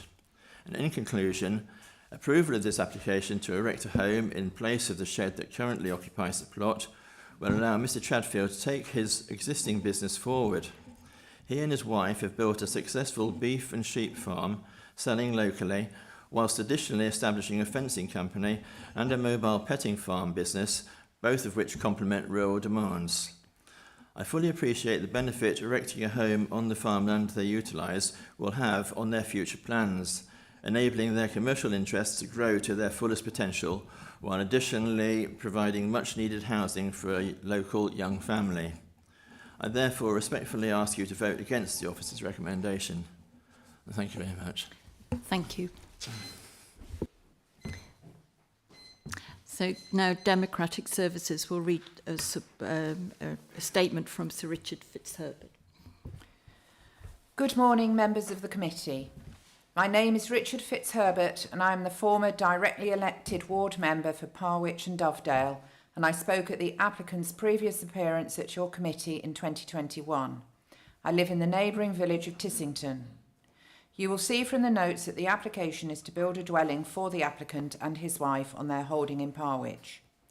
For our local Indigenous businesses to properly function, we need the local community to live locally. This is a very modest building and will suit the needs of this young family who have close connections with the village of Parwich. At present, they live outside of the National Park at Hulland Ward, a distance of 9 miles. If we might assume that the applicant has to tend to his animals twice a day, 36 miles, 2 return trips each day, this is a yearly total of 13,140 miles to tend to his flock. Think of the saving in time, money, stress, well-being and food miles if they were to live on site and negate that mileage. I also note that the Parish Council are in support of this application as they know that this is for hard-working local people. Yourselves as local authorities need to support local businesses, and the National Park needs to be seen to support local business and encourage them. I also note that there are no objections to this application. Members, I leave the arguments about the planning specifics to other colleagues, and I would urge you to go against officer recommendation and approve this application so that locals can live locally and thereby tend caringly for our national park, both its livestock and its inhabitants. Many thanks for your time. Thank you. We now have Mr. Ben Chadfield, who's the applicant. There is a button in front of you. If you could press that, you've got 3 minutes. Okay, thank you. Hello, I'm Ben Chadfield. I was born and grew up in the village of Parwich, where farming was instilled from me from an early age. From the age of around 12, I used to help out on a small old inn that was right behind our family home. And eventually, as their own stock numbers dwindled, at the age of 16, when I should have been taking my GCSEs really, and finding any reason to get out of schoolwork, they kindly let me use a 1 acre field that was going spare. So I swiftly bought myself 6 sheep, and then this naturally propelled me very quickly into the art of fencing, which I also find quite enjoyable. I hope you can appreciate it is very hard, almost impossible to break into farming when starting with nothing or without significant financial backing, which I have neither. But I have persevered and slowly managed to grow to where it is today. It's taken lots of hard work, sacrifice, stress and financial burden, but I am incredibly proud of what we've achieved and it's been so worthwhile. We gained permission to build our first shed in 2012, which coincidentally we got married in back in 2015, and the second shed in 2018, the third in 22. This has been beneficial in our farming enterprise, and it is only natural to want to expand on this and carry on looking after our animals the best way we can. The farm livestock take most of our time. However, like nearly all farmers I know, we have had to diversify. The petting farm, the mini farm, includes lots of farm animals, and a standard display is lambs, chickens, pigs, pygmy goats and rabbits. Then a Shetland pony, a donkey and an alpaca can also be incorporated depending on the size of the event. I know our agent has sent examples of similar cases where ag-tied houses have been positively assessed, and I would please urge you to assess the case on the same merits. While we appreciate the help and advice Steve, the planning officer, has given us, we have worked through a majority of the concerns raised, and the sticking point seems to be the exclusion of the mini farm and its income into the farming business as a whole. Therefore, if it was judged without this and taking into the account that we share the plant and the machinery with our fencing business, we believe in the region of 40% net profit. So when you add the income from the petting farm, the farming business as a whole is very much viable and has been consistently so. We have invested heavily in our land, buildings, machinery, equipment and livestock, and I hope you can see that this is a testament to the work Jess and I have put in and shows a commitment on our part. This is not a flash in the pan. This is our future, and it will enable us to live and work and start a family all on the farm we've worked so hard to build. I would kindly ask the committee members please take this into account and the points raised and support our proposal. Thank you. Can I ask Andrew Large, the agent? The microphone is on, so if you, All right, you've I'll got go 3 down here. minutes. Thank you. Well, thanks for allowing me to speak. I'd like to touch on the functional need. It's quite an unusual case for me, this, because I originate from the Peak District here in Bakewell, and I run my own farm. Bizarrely, I have exactly the same number of suckler cows and breeding sheep as Jess and Ben, but I don't have a petting farm, nor do I rear 30 calves a year. I'm fortunate enough to live on my farm, and I know still firsthand the multitude of issues that they must face. That's stray stock, dog attacks, prolapses, twisted uteruses, blowfly, difficult births, dystocia. The list goes on. And if I wasn't on site, the impacts on my stock would be severe. And the same is true, and I would suggest far more significantly so, for Ben and Jess. The authority have rightly looked at critical care. However, they have restricted this to calving and lambing only. The report mentions calf rearing, but it doesn't apply any critical care to those animals. Those calves are extremely vulnerable. They're only days old when they come in. They've been transported potentially a long distance, and they've been put in a stressful environment. There's quite a bit of case law out there that shows that critical care for calf rearing is in the first 3 months to weaning. So if you add in that critical care, you're up to about 8 to 9 months of the year. I believe it's unreasonable to expect a farm worker not to be on site for that period of time. As Ben alluded to, most farmers in the Peak District, they've diversified, and in this case, a successful fencing business utilising the farm machinery and a petting farm that showcases farming in the Peak District to schools and education facilities. We urge members to take note of the applicant's vet's advice in relation to the level of care required to not only the farm livestock, but also the petting animals. The petting farm adheres to strict management practices, which have been forwarded to the authority. These are lengthy processes that cover everything from cleaning, transportation, infectious control, training animals, day-to-day husbandry. These processes have to be in place because you are putting both domestic and farm animals in a stressful situation given the distances travelled. Petting farm animals, as stated by the officer, they're loaded at 5 a.m. This means the applicant's day starts at 4:30 when they travel from Hull and Ward. They arrive back at the site at 7 o'clock. At that time, the animals have to be re-acclimatised back into their housing, and that typically occurs over an hour's period where all the transportation crates are cleaned and washed down and disinfected, so it's ready for the next event the next day. But that means they're not actually back at home until 8:30, so whilst you're actually, I appreciate what Nigel said, but actually you could be looking at a 16-hour day on a regular basis, and that's just for the petting farm. So, in summary, I think it's just from a functional perspective, it's become increasingly untenable for these applicants to continue to live so far away from the holding. I'd also just pick up on a point that's not necessarily been noted, is that the applicants, I think his quote was a flash in the pan, and I know you have local occupancy clauses in the Peak District. He'd be happy to incorporate that in addition to a agriculture occupancy clause. He's not going anywhere if it was passed. Sorry, I've gone over. Apologies. Fine. Thank you very much. Thank you. Okay, members, we have this up for refusal. I can understand where the officers are coming from on this, but I think we need to be very supportive of young farmers, and this particular couple have built their farm up from scratch, investing a lot of time and effort over some time period. I believe there was an application that came to us about 12 years ago when they had 4 acres, and they've now increased that. You could say that they have already diversified by adding the fencing and the petting farm business into this. And I think we must be very clear about thinking from an animal husbandry point of view, not about just the intense times of lambing and calving, but about looking after the animals throughout the year. Also, we need to take into account that there's an awful lot of rural crime, and living on the premises is an essential, not just from the point of view of the equipment, but also for the animals. So small farms and an enterprising couple, I'm very much in supportive of accepting this application, but it would have to be accepted on the basis that there are amended plans which would need consultation. So I'm giving you all my view.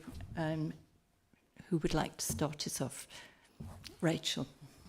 Hi, yeah, so I just want to pick up on the sort of being near to where the animals are. So if we have a look at section, the current farming business section and point 48, it says the current agricultural holding around the application site is 12 acres.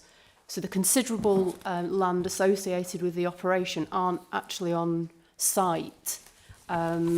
They're in the various other, you know, Holland Ward, Ashbourne, and yeah. So I just wanted to sort of unpick that a little bit. The second thing to just pick up on is looking at the photographs, and I wasn't able to attend the site visit yesterday, and so I can only go off the photographs that have been shown. So there's a public right-of-way, and then there's a small, what is effectively a shed. There's then also a farmyard. So what's the thinking around not siting the building closer to the buildings that already exist? Why are they in a little shed that's in a field right next to a public right-of-way? It just seems quite an incongruous place to put a building. So those are my two questions, really. Thank you. John. As I say, I appreciate the points you've made. Ultimately, the application with the red line that we have is what we have in front of us. I'm not too sure the justification given why the dwelling has to go on this site as opposed to close to the agricultural buildings. Maybe the applicants and the agent could maybe touch on that. If there's any constraints. Yeah. Ken. Sorry. Oh, you've just indicated, right?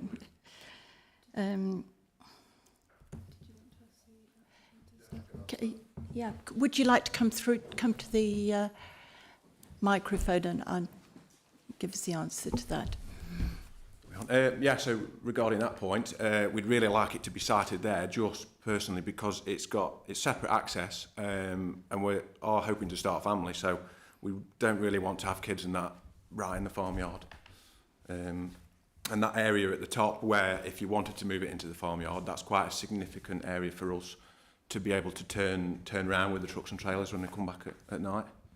I can see that, but from the photograph of the access, it's currently not an access track, it's a public right-of-way. No, and so we've got to access. consider the users of the public right-of-way. If you're going to be driving your vehicle to your house, you know, you're not wanting to put your children at risk, and there'll be other people using that footpath that I think you could argue a similar case on. So I'd just like it to be reconsidered, I think. Your concern is the public right-of-way? It's about the public right-of-way and the location of the suggested residence. Its location is very incongruous. It's replacing what is effectively a shed in a field. Yeah, okay, thank you. Okay. Mike. Thank you, Chair. I don't think there's any doubt that members are sympathetic to farmers, and certainly we have in the past accepted applications where farmers have relatively small holdings and have diversified the business, and we have supported those applications. But it's really picking up on the last point.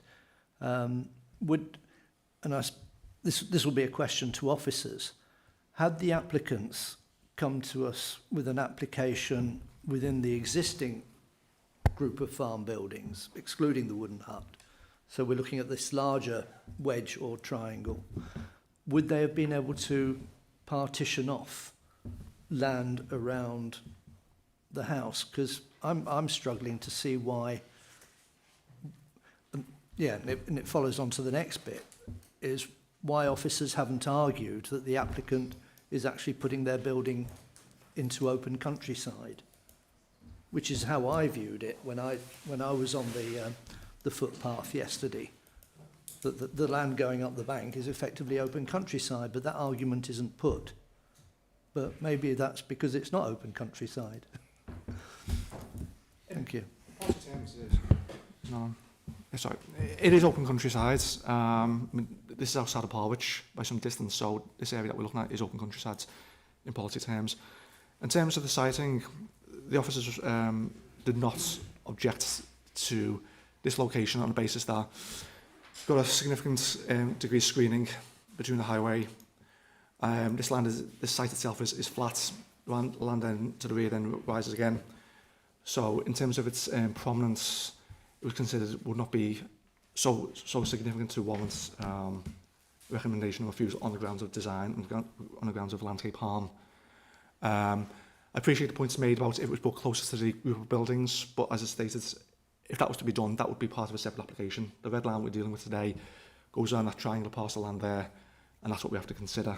Of course, if members have concern about that, that's the right to raise those. But yeah, in terms of the recommendation of refusal, it is on the functional and the financial test not being complied with what is effectively a very small holding. What we don't have here, we don't have a small holding that's shown it to be successful in terms of if the farm enterprise that then diversifies. We believe that eventually the diversification in terms of the petting business and the fencing business is carrying the weight in terms of making the applicant's overall enterprises sustainable. And the actual agricultural element, which is we believe is the essential justification of why they need a dwelling on this site, would just not sustain dwelling on this site in perpetuity, in the long term. Putting aside construction costs and things like this, ultimately, once that building is built, it'd have to be maintained for the long term with either current applicants or future applicants and owners. And the agricultural business would have to sustain that. And if it isn't, then we don't really believe there's justification to allow a dwelling here. Thank you, John. Ken. Thank you, Chair. I run the risk of sounding a bit like a broken record because I want to pick up on the point that Rachel made and Mike about location.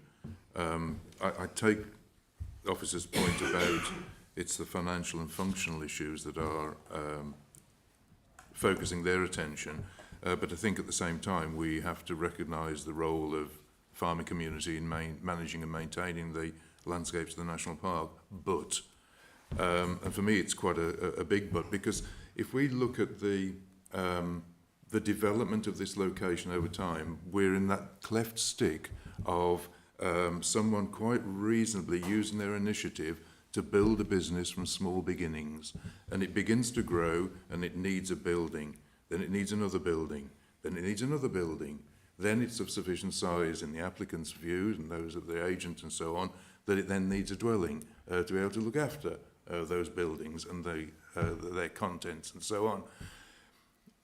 I am full of admiration for people who have that drive, that initiative, and can build these businesses to the point where they are now. But at the same time, we have to recognise our role in managing change in the landscape.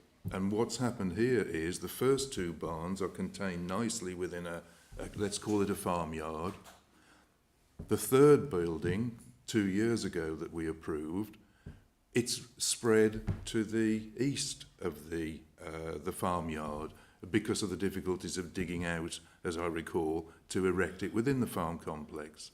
Now we're being asked to approve something that's spreading the farm unit to the west. We're beginning to get spread across the landscape instead of what I would prefer to see, a consolidation, which I think is what both Rachel and Mike have been talking about.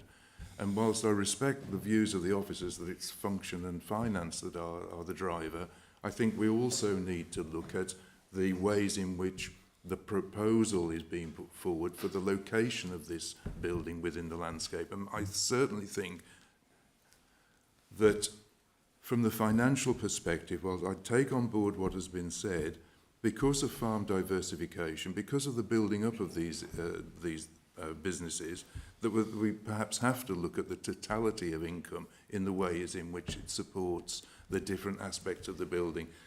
I can't imagine that someone who has built up their business to this extent is intent on developing something which is not affordable in their view. I mean, it might be from ours, from our analytical perspective, but I lean towards enabling this applicant to develop this particular unit, notwithstanding the fact that plots of land are distributed around the area. But I think in terms of the design of the building, it is much more appropriate than what came in first. But I think it's in the wrong location. And I think, frankly, Chair, that we should be refusing this and asking officers to go back to negotiate with the applicant for a more appropriate location that consolidates the farming unit that is being proposed. I understand the concern about starting families and security and the rest of it, but heavens, there's lots of farms that are complex units, and child mortality doesn't loom large, I don't think, in consideration of the ways in which they function. So that's my 3 pence for consideration, Chair. Thank you, Ken. Bill, and then Dermot. Yeah, just reflecting on quite a few of the views already. And Rachel mentioned about the location. I can confirm it does appear to, and what Ken said, it does appear to be outside where you would expect a farm building to be built. I've got a lot of sympathy with what Ginny said on supporting a realistic and a development of a farming business and activity, and I think that's one of our jobs here, that we should do that. The planner's advice is that there isn't that this won't be sustainable to support that, but as I say, as other people have said, it's a growing business, so we ought to consider that. I think more of an issue is the location. I see it as an obvious thing to consolidate what's happening in the farmyard. So looking at that map there, going down towards the bottom left-hand corner as we look at it, in that farmyard area, that would be the appropriate place for a farmhouse. I think it does jar into the landscape, despite what other opinions are, that the present location, and it does affect the public right-of-way, which at the moment is quite a leafy, quiet track. I think if security was an issue, I would think that locating the farmhouse within a farmyard with the other buildings would also be the best solution. And it would also use an existing access rather than creating a new vehicle access. And I do note that we've had no details of the nature of the access, the size of the access, how it would develop on the road as well. So I think that access to the new farmhouse would be an issue.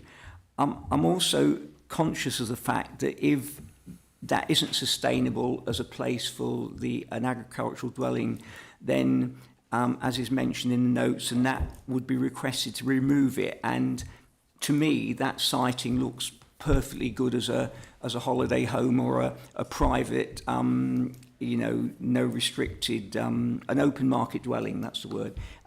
That would be an ideal spot for an open market dwelling. So one has to look at the sort of bigger issues around that, whilst wanting to support legitimate aspirations to develop the business.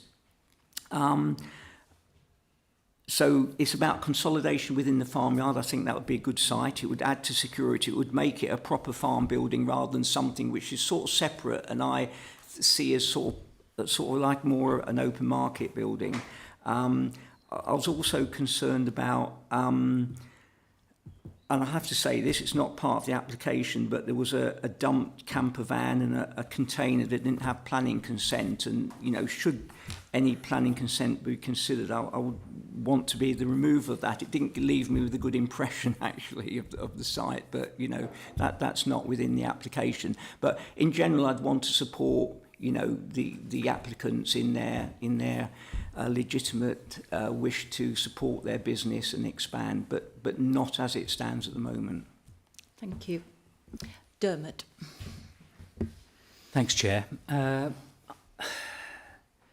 I think the property's in a good location. It's well screened. The ground behind it slopes very steeply, and it's well hidden. If you put it down towards the farmyard, it'll be a lot more obvious, whatever. But I'm thinking about the future of the farm. This gentleman has obviously started off in a small way. He's expanded his operation over time. I suspect he'll probably want to expand it even more. I think he'll need all the space he's got in that yard. And when you think of the size of some of the farm machinery and trucks that are needed to move livestock around and whatever, you need plenty of room to do that. So I don't personally think that's in a bad spot. I think it's an ideal spot. On the right-of-way, there's lots of right-of-ways around Derbyshire that are used by farm vehicles and home and people that live in properties and whatever. And I'm not hearing about a lot of people being knocked over and injured or whatever. I don't think we're talking about a lot of movements on that access drive up to the property. So I hear what people say, but I don't think that's a particular reason for us to go against this application. Now, we encourage farmers to diversify. These young people have already diversified in a sense to be able to develop their business and whatever. And I think this is a good news story for me. And I don't think it's a ruse to have a house built in a location that then could be sold off as a holiday home. I really do think this is a genuine business with a great future, and we need to encourage young farmers. There's no doubt about that. Okay, thanks, Chair. Thank you. Martin. Right. First of all, over land, whilst the ownership on the site is only 10 acres, there's another, I think 39 acres, I haven't got it in front of me, which is rented at that place. So we're talking about effectively a 58-acre farm on the site. I agree with Dermot that I can see another application for, as the farm expands, for additional farm accommodation, continuing the square round the farm, and certainly when we were there yesterday, up by the footpath, there were vehicles parked. So that's actually a parking area. I was a bit uncomfortable initially over the siting for the reasons that various people have said. I did note in the beginning of the officer's report that the farmyard across the road seemed to be marked for possible housing. Was that the first one? The first slide? That one? Yeah. Because where we actually parked was almost opposite that. So this wouldn't be, if that went ahead, and I don't know what status it's in, this building, this house would not be as isolated. So, and I'm very living surrounded by a farm, or several farms. I'm very conscious of the need for continuous access, and being 10 miles, well, nearly 10 miles away is not good for, and animals need to be looked after a lot more of the time than was being proposed by officers. So I think I'm coming towards saying that because the building as it's now planned needs to go out for consultation, that we should defer this and get all the issues sorted. Yeah, Adam. Yeah, just in terms of that other farm we were talking about, as far as I'm aware.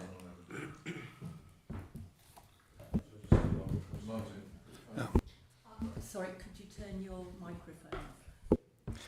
Yeah, in terms of the farm you mentioned up the road, I'm not aware of any applications for developing that site for housing, and it certainly isn't allocated for housing in the plan. So just to clarify that. I've looked in the report and the farm is mentioned, but it's just described as a group of farm buildings, which is what I saw when we were there. Thank you. Jean. Thank you, Chairman. I took on board everything you said at the beginning, Ginny, and I also totally agree with everything that Dermot said. I think this is a modest building.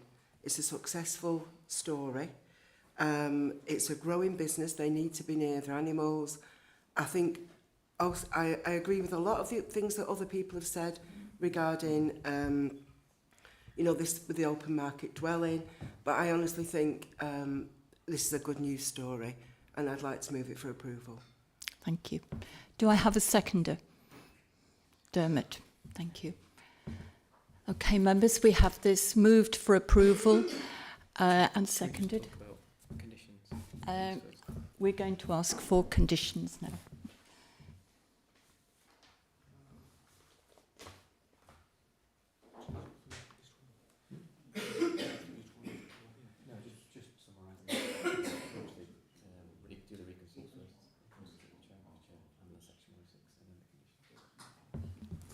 Okay, thank you, Chair. So as stated at the beginning, this requires reconsultation because of the degree of change to the proposed plans, and also would require Section 106 agreements.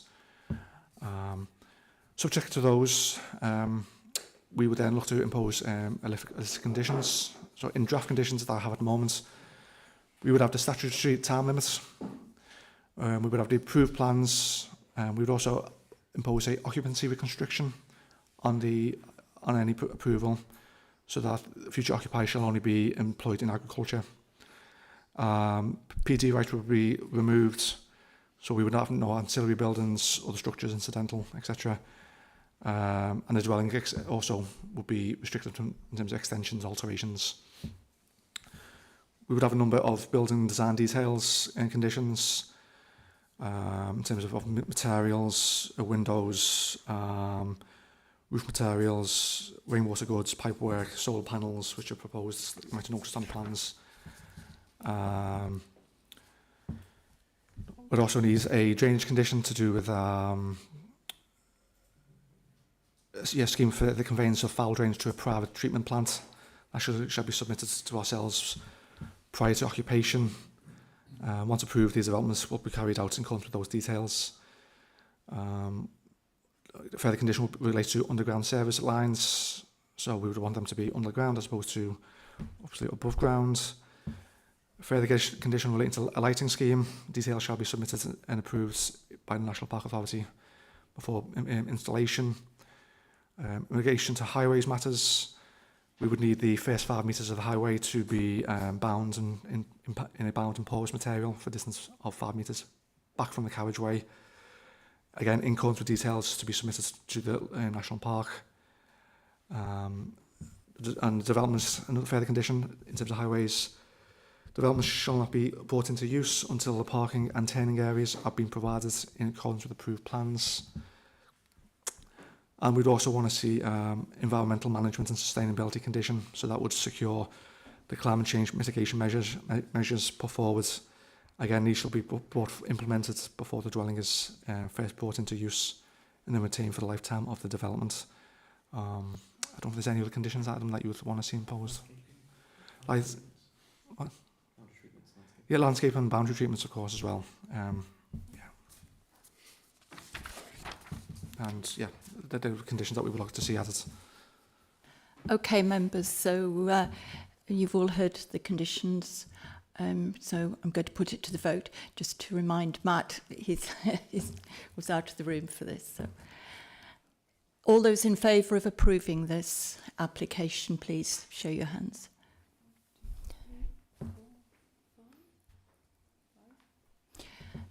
All those against?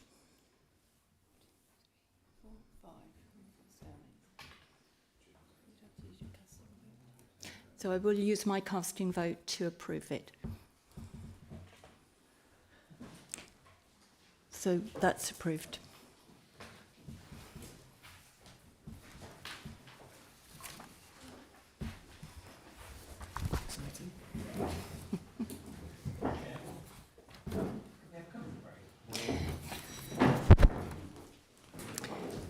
Yes, so shall we have a comfort break for 10 minutes? Enough for everybody?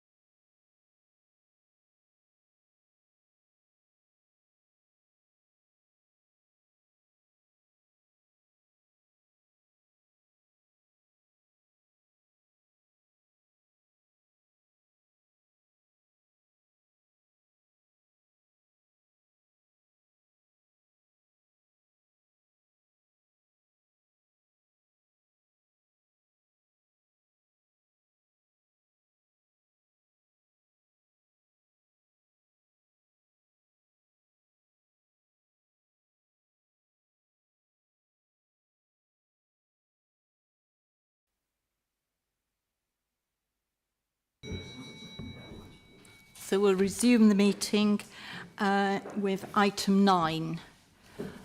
This is a request for the authority to decline to determine an application for planning permission under S70C of the Town and Country Planning Act 1990 as amended. It's for new full application for planning permission for retention of existing track surface in quarried limestone at existing track at Cartledge Flat, Flushdyke Flat, north of Hollingdale Plantation, Strines, Bradfield. Thank you, Chair. This, the track subject of this item is located, as the Chair said, in an area known as Rushy Flat Dyke, which is between Bowl Hill Edge and Hollingdale Plantations and Cartledge Flat, approximately 1.5 kilometres north of the Strines Inn. You've got the site plan attached to the end of this agenda report. And it concerns where the landowner placed crushed stone on the track to improve the track without planning permission. And back in 2018, the authority served an enforcement notice requiring that crushed stone to be removed from the track as it didn't have the appropriate planning permission and was in an area of high landscape quality. It's natural zone, it's site of special scientific interest, part of a special protection area and a special area of conservation, and was also open to view being access land. So to remove that harm, the enforcement notice required that to be removed.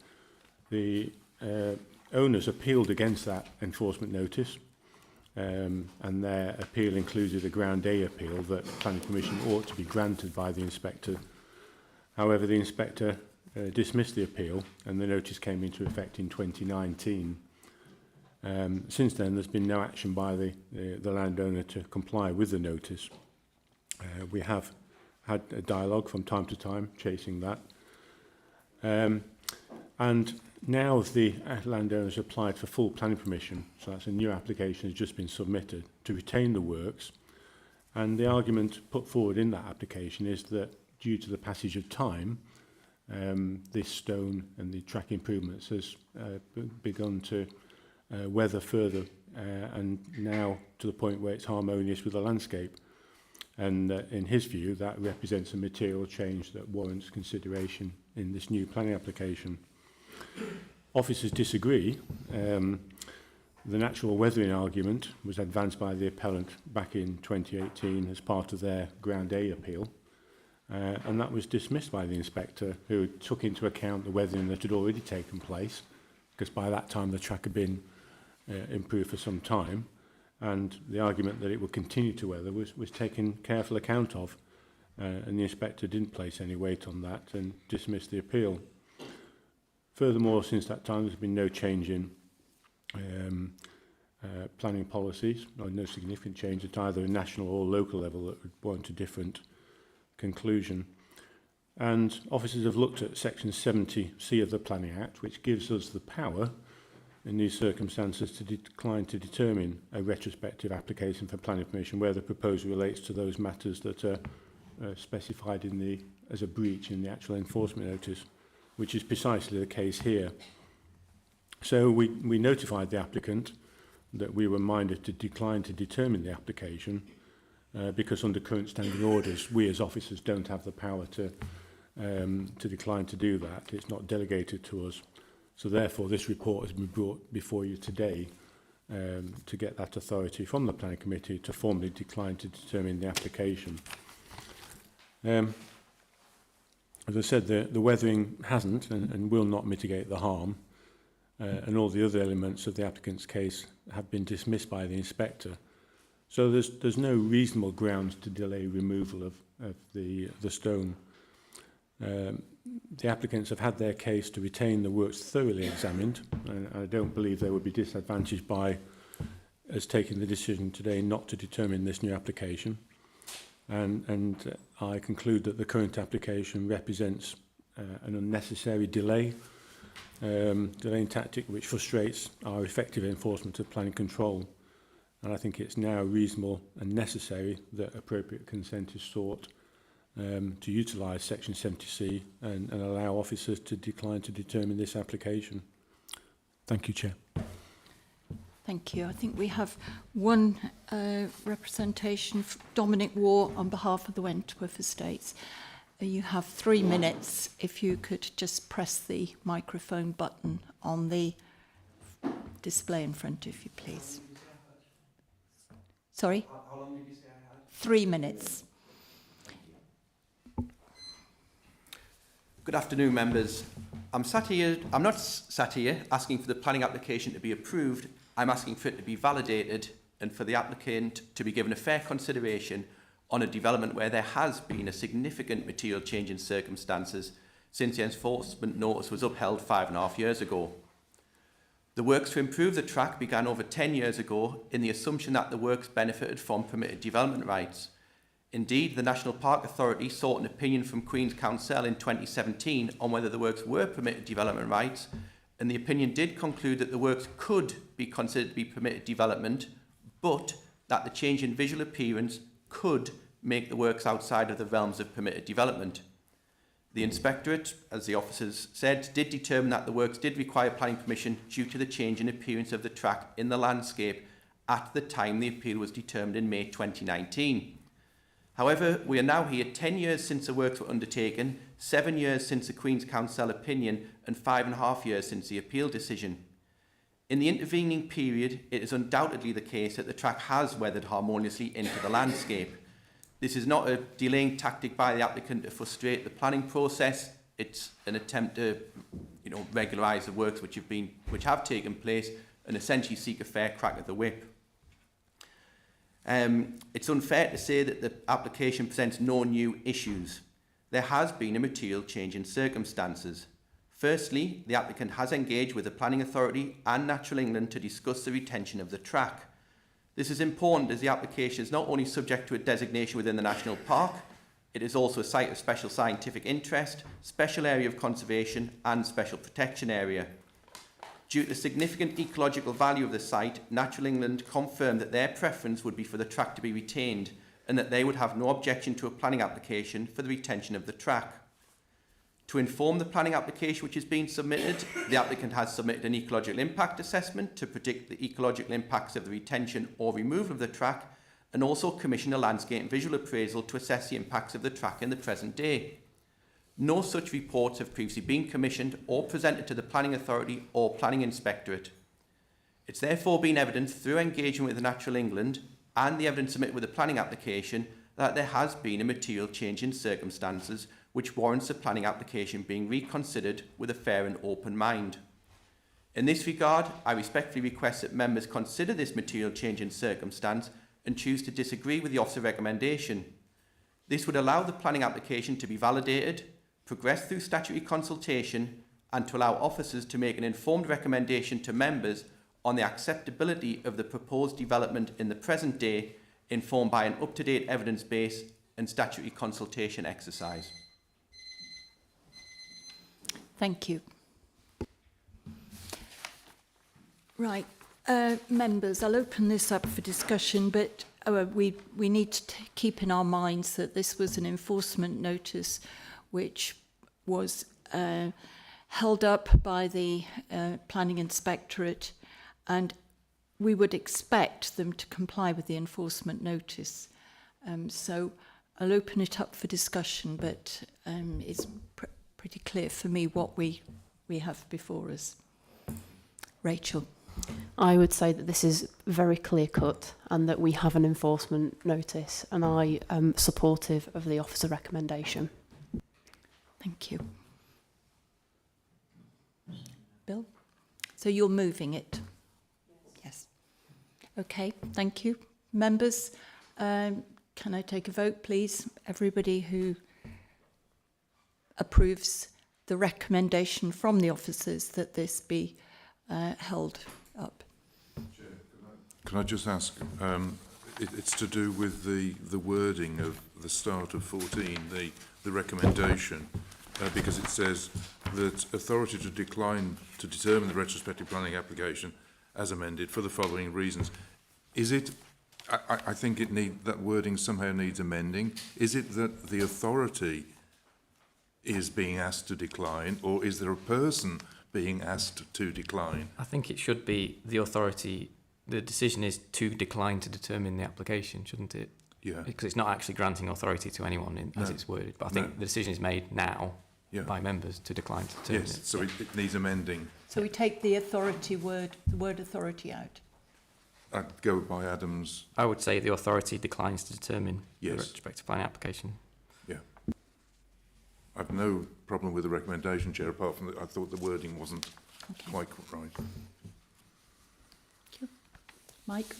Yes, if I may, Chair, and not really wanting to hold up the vote on this, but in view of what the applicant or the agent has said, and looking at the map that's on next to page 60, so I suppose that's page 61, I'm at a loss to see what the purpose of the track is, because you know there are no buildings at the far end, so it seems to me it's been laid down in open countryside, and we as an authority have a responsibility to protect the landscape and the countryside. So I'm fully supportive. Thank you. So can I take a vote, please, everybody who supports this to refusal? That's unanimous. Thank you very much. Thank you.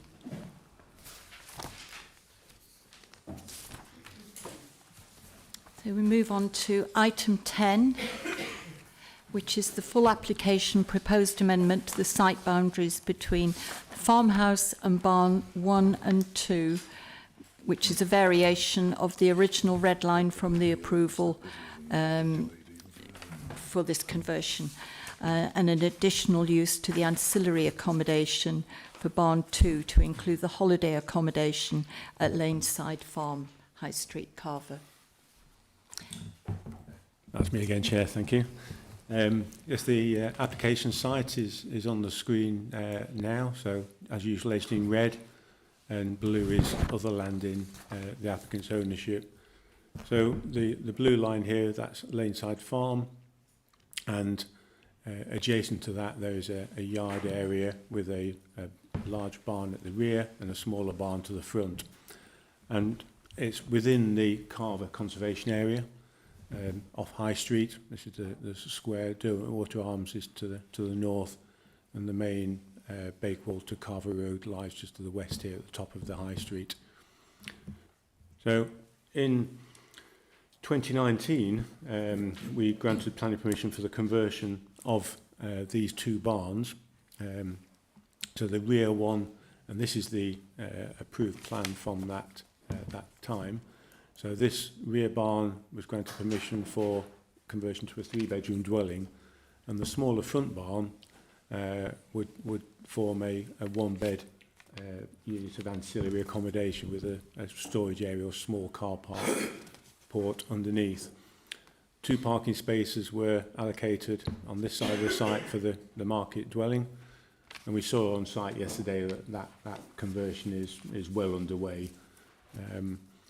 And 2 parking spaces were retained outside of the application site for the farmhouse there, and a small curtilage area. And this central blue area on this plan was the shared turning and manoeuvring space for the 2 dwellings that would result. The applicant now seeks to change to that layout. He would like to give over a larger area of the site to form the amenity space or domestic curtilage associated with the barn conversion, and reduce it from the existing house.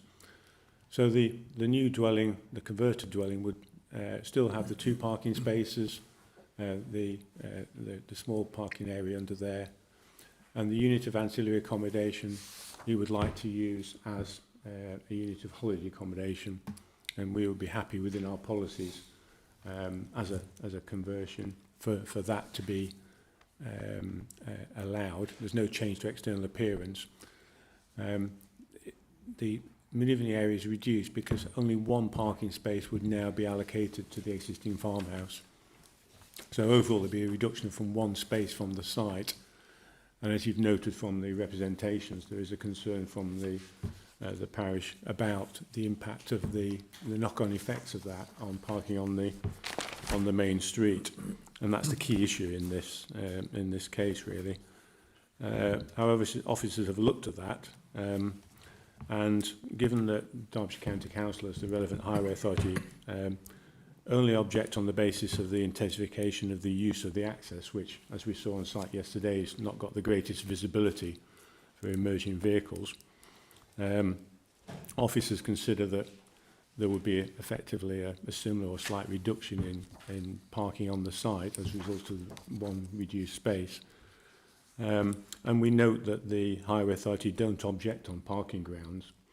They accepted the intensification of the use in the last 2019 application, or we did. So we've concluded on balance that it would be unreasonable to refuse permission in this case on the basis of a small amount of additional on-road parking where there is space. Admittedly, as in all our villages, there is on-street parking, which is at a premium. But in this case, whilst we respect the Parish Council's view, we don't believe we would be able to sustain a refusal on parking grounds, given the modest change that would occur. And therefore, we recommend approval, Chair, to the amendments to the site layout and the use of the smaller barn as holiday accommodation, with the flexible use to retain it as ancillary accommodation as necessary, as give the applicant that flexibility, should members agree. Thank you. Thank you, John. So we have one speaker, Mr. Nick Hornt. Have I said your name correctly? Yes. If you could come and sit in front of the microphone, please. And you have 3 minutes. If you could just press the button in front of you when you're ready to start. Thank you. Some of what I'm going to say I'll repeat, I think, stuff that's already been said. But anyway, good afternoon. My name's Nick Hornt. Myself and my wife Sarah are the owners of Laneside Farm, the property in question. Laneside Farm comprises a 2-bedroom cottage and a 4-bedroom barn conversion. The barn conversion comprising a 3-bedroom dwelling, barn 1, and a detached 1-bedroom and annex, barn 2, which is adjacent to the road. These barns form one domestic residential property as per the original approved planning. The application is to enable the 1-bedroom annex building to be utilised as an occasional holiday let when we're not using it as intended as our 4th bedroom, and to retain the outside space in its original configuration rather than redeveloping a portion of the outside space and reallocating it to the cottage. The original planning application preceded our ownership, and my understanding is that the original owner intended originally to live in the cottage and sell off the barns for conversion, which is why he applied to extend the the parking to be those extra 2 spaces. So the original configuration sort of doesn't show that.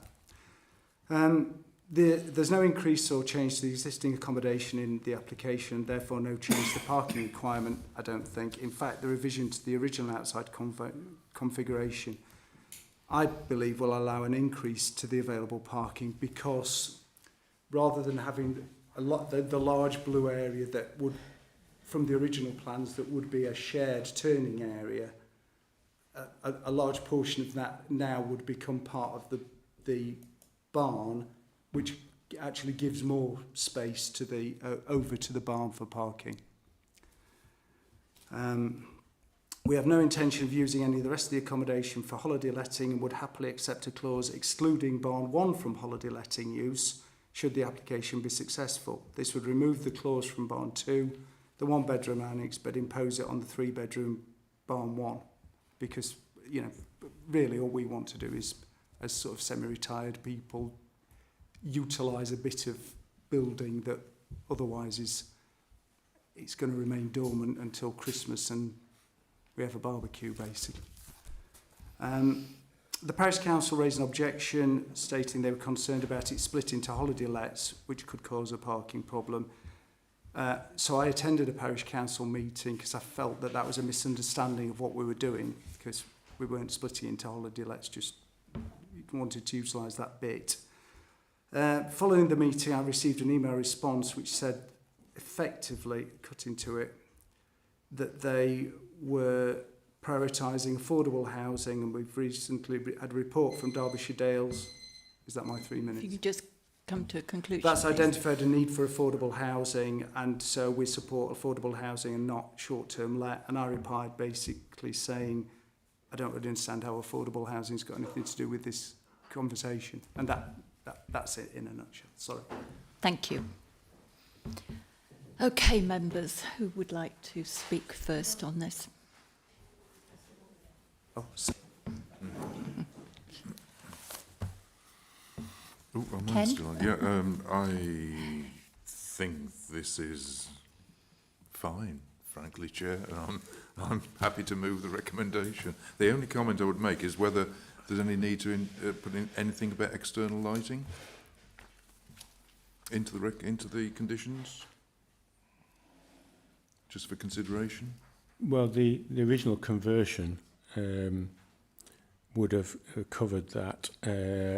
It would have, I would have expected the planning officer to have incorporated that within this list, because it's a new point if it wasn't already covered. But I think it would be reasonable to add that at this stage. Okay. It is a change to the layout. Indeed. If you're happy with that, Chair, I'm happy to support that as well. Certainly just carry on moving the recommendation on that basis, Chair. Thank you. Can I have a seconder, Lee?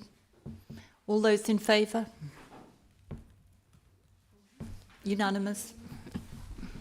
Thank you.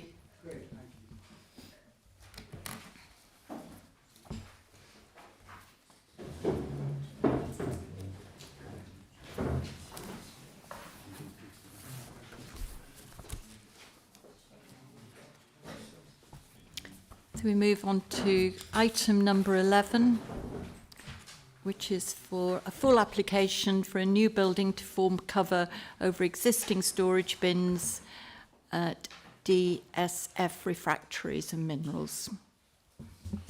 Thank you, Chair. So this application has been referred to committee as the floor area is in excess of 1,000 square metres and therefore is a major development. Commercial major developments must be brought to committee in accordance with the authority standing orders. Just to clarify that. So moving on to the slides, you can see the DSF Refractions and Minerals site on the slide now. The left side is the red line area where the covers will be erected. The site, the DSF Refractions and Minerals is a business specialised in refractory manufacture and mineral processing. The factory is located in Freedon on a 6.6 hectare site, and it's located approximately 700 metres to the north of New Haven, with a high peak trail running for around 350 metres adjacent to the western boundary of the site. So you can see it there. Okay.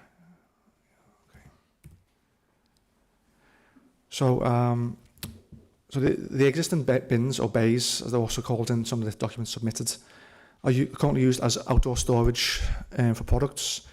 The new building will provide dry storage for these products.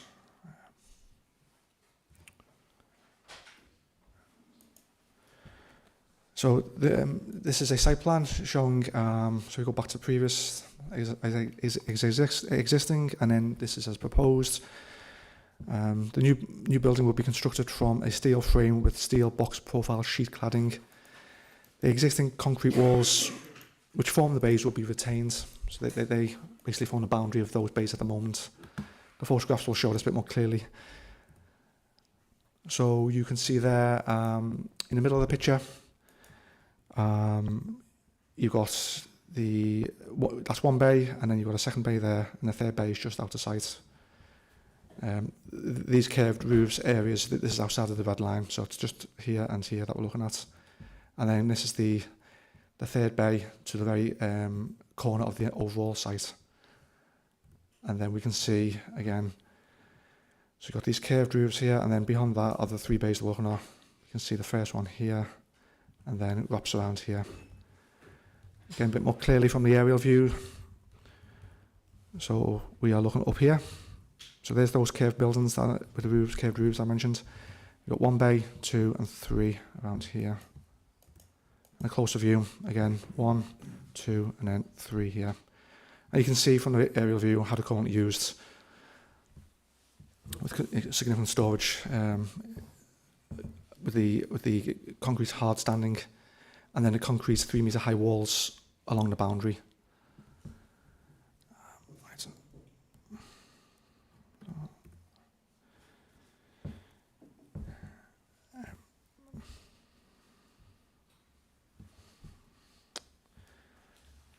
So yeah, this is so a roof plan of the 3 bays. So again, I think self-explanatory really with the roofs going over the bays. And then this is a section plan showing the pitched roofs over the 3. They would have a height of 4.55 metres to the eaves. The roofing would include 10 new roof lights, allowing natural light into the area. So this is an image of the rear. So again, you could see the 3 metre high concrete wall which will be retained, and above that you would have the steel clad pitched roofs going over the 3 bays. And then this is a proposed side elevation, again retained wall, roof cladding, steel cladding, and then the roof lights mentioned, and then the other side elevation. Okay, so I'll just provide a very brief review of the authority's assessments and recommendation, which is one of approval. If I go back to the aerial view, probably best, I think. So the brickworks have an industrial character, and the proposed steel frame covers to the storage bins are considered would not look out of place from wider view, as long as the roofs are coloured to be non-intrusive, and this will be conditioned. Nor will this development increase the footprints of the built form. It is considered that the proposals will not impact on views from the High Peak Trail, which runs alongside the brickworks to its western boundary, due to the enclosed nature of that trail. The development would also have some minor environmental benefits and benefits for the business. These include the elimination of drying processes, which is energy intensive, minimise dust dispersion, and preserve product quality. So overall, due to the existing industrial character of the site, the proposed development is considered acceptable with regard to its scale, design and materials. It is not considered there would be any wider landscape impacts than what already exist, and there will be no adverse impact on the amenity of neighbours or highway safety. The application is accordingly recommended for approval, subject to the 4 conditions listed on page 74 of the report pack. Thank you, Chair. Thank you. Members? Mike? Yeah, just a couple of questions. I was just trying to get a handle on what, because they've got an awful lot of covered space. Has this come about because of business expansion and they need more storage for their products? And just looking at the roofs, whether there would be any rainwater collection from those roofs, or whether it's just to shelter what's underneath, and any rainwater that drops off just puddles around those buildings. In terms of the reasons why they've submitted the application, as I say, they wish to save energy costs, because at the moment the products are out in the open, so they need to be dried. There's also the quality of the products potentially being damaged by the weather, so that's going to preserve that. And also, I say, minimise the dust. So they're the 3 reasons they've given in the plan statements. We accept those. We don't see any issue with those reasons given. In terms of water runoff, I'm not 100% sure what the water collection method would be. I can double check that, and we can potentially add condition if that's required.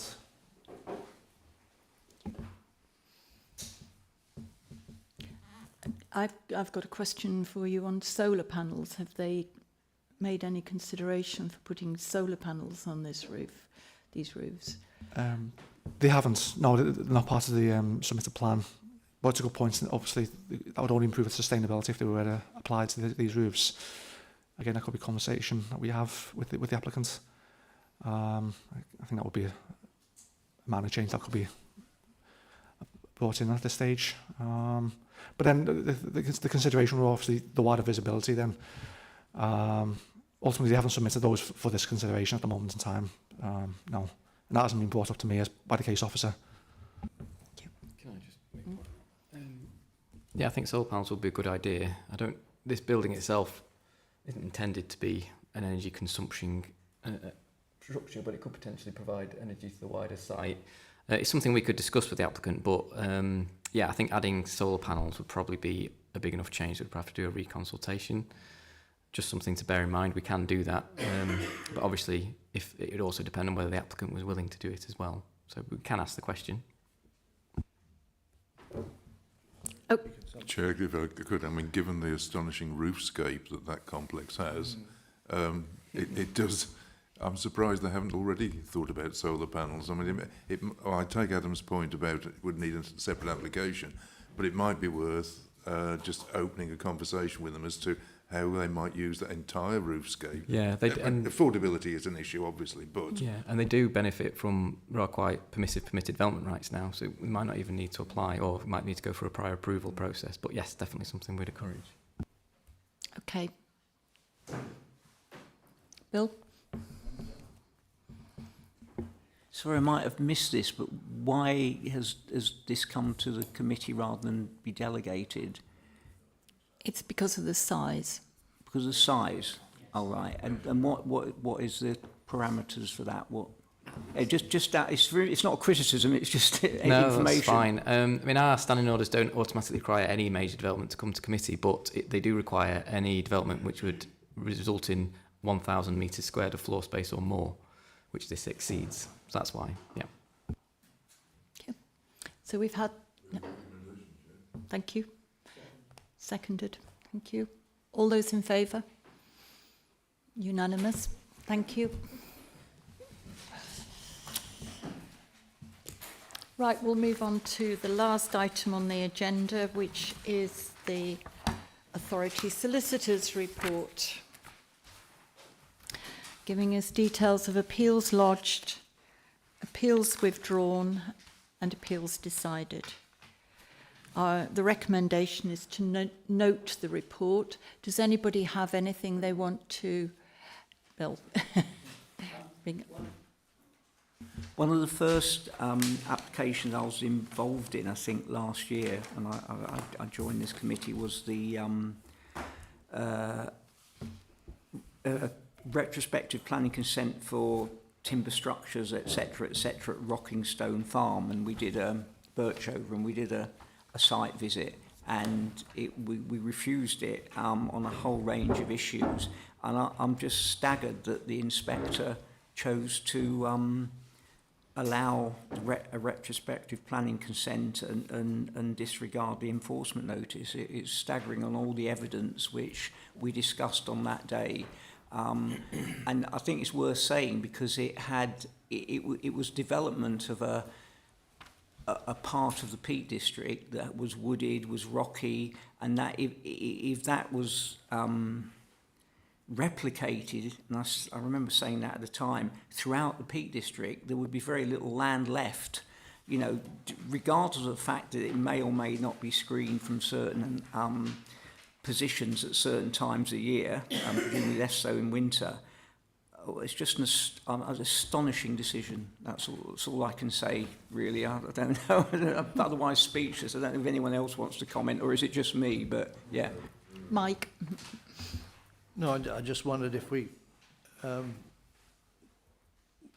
either our senior planning officers or perhaps even our chief executive could convey our concerns to the head of the planning inspectorate, or whether there is some other mechanism that we could use. Because Bill, you're not alone. A lot of us are seriously worried about that judgment. But I also think there's a separate health and safety concern. I mean, walking around on a wet day on those rocks, you know, the tragic opportunities for someone to fall off and do themselves a serious injury. I can't believe that health and safety executive haven't taken an interest in it, but or the local environmental services for Derbyshire County Council.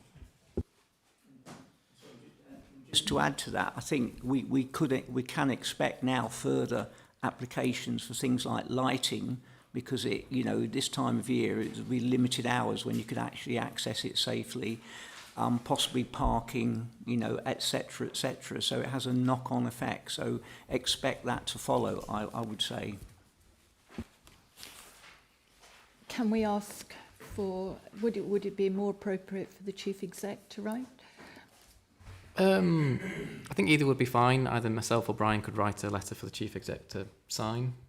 I think one of the things we can possibly raise is that there's the new enhanced duty to have regard to our purposes in Lura, and I am aware that other national parks, I think New Forest, are challenging an appeal decision on the basis that the inspector didn't properly carry out that enhanced duty. So that's something we could mention in the letter, perhaps. My experience with these letters is they don't, unfortunately, get anywhere, but that doesn't mean it's worth doing. It's good to put it in writing, though. We might also mention the effect on nature if all these quiet areas were to be filled with camping pods. Mike?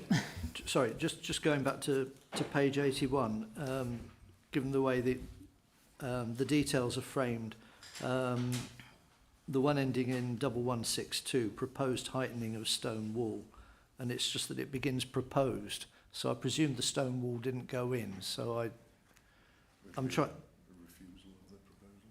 Is that what it is? A refusal of the proposal there? Proposed heightening of stone wall between garden and road. Yeah, I don't know the application, but yes, I imagine they were proposing to raise the height of the wall. Yeah, 1 from the metre to description. 1.8. Yeah. And so presumably it's not happened yet. Yeah. Okay. Thanks. Okay. So we just note this, or do we need to vote on it? We can just note it. Thank you very much, everybody. Thank you for your support in my emergency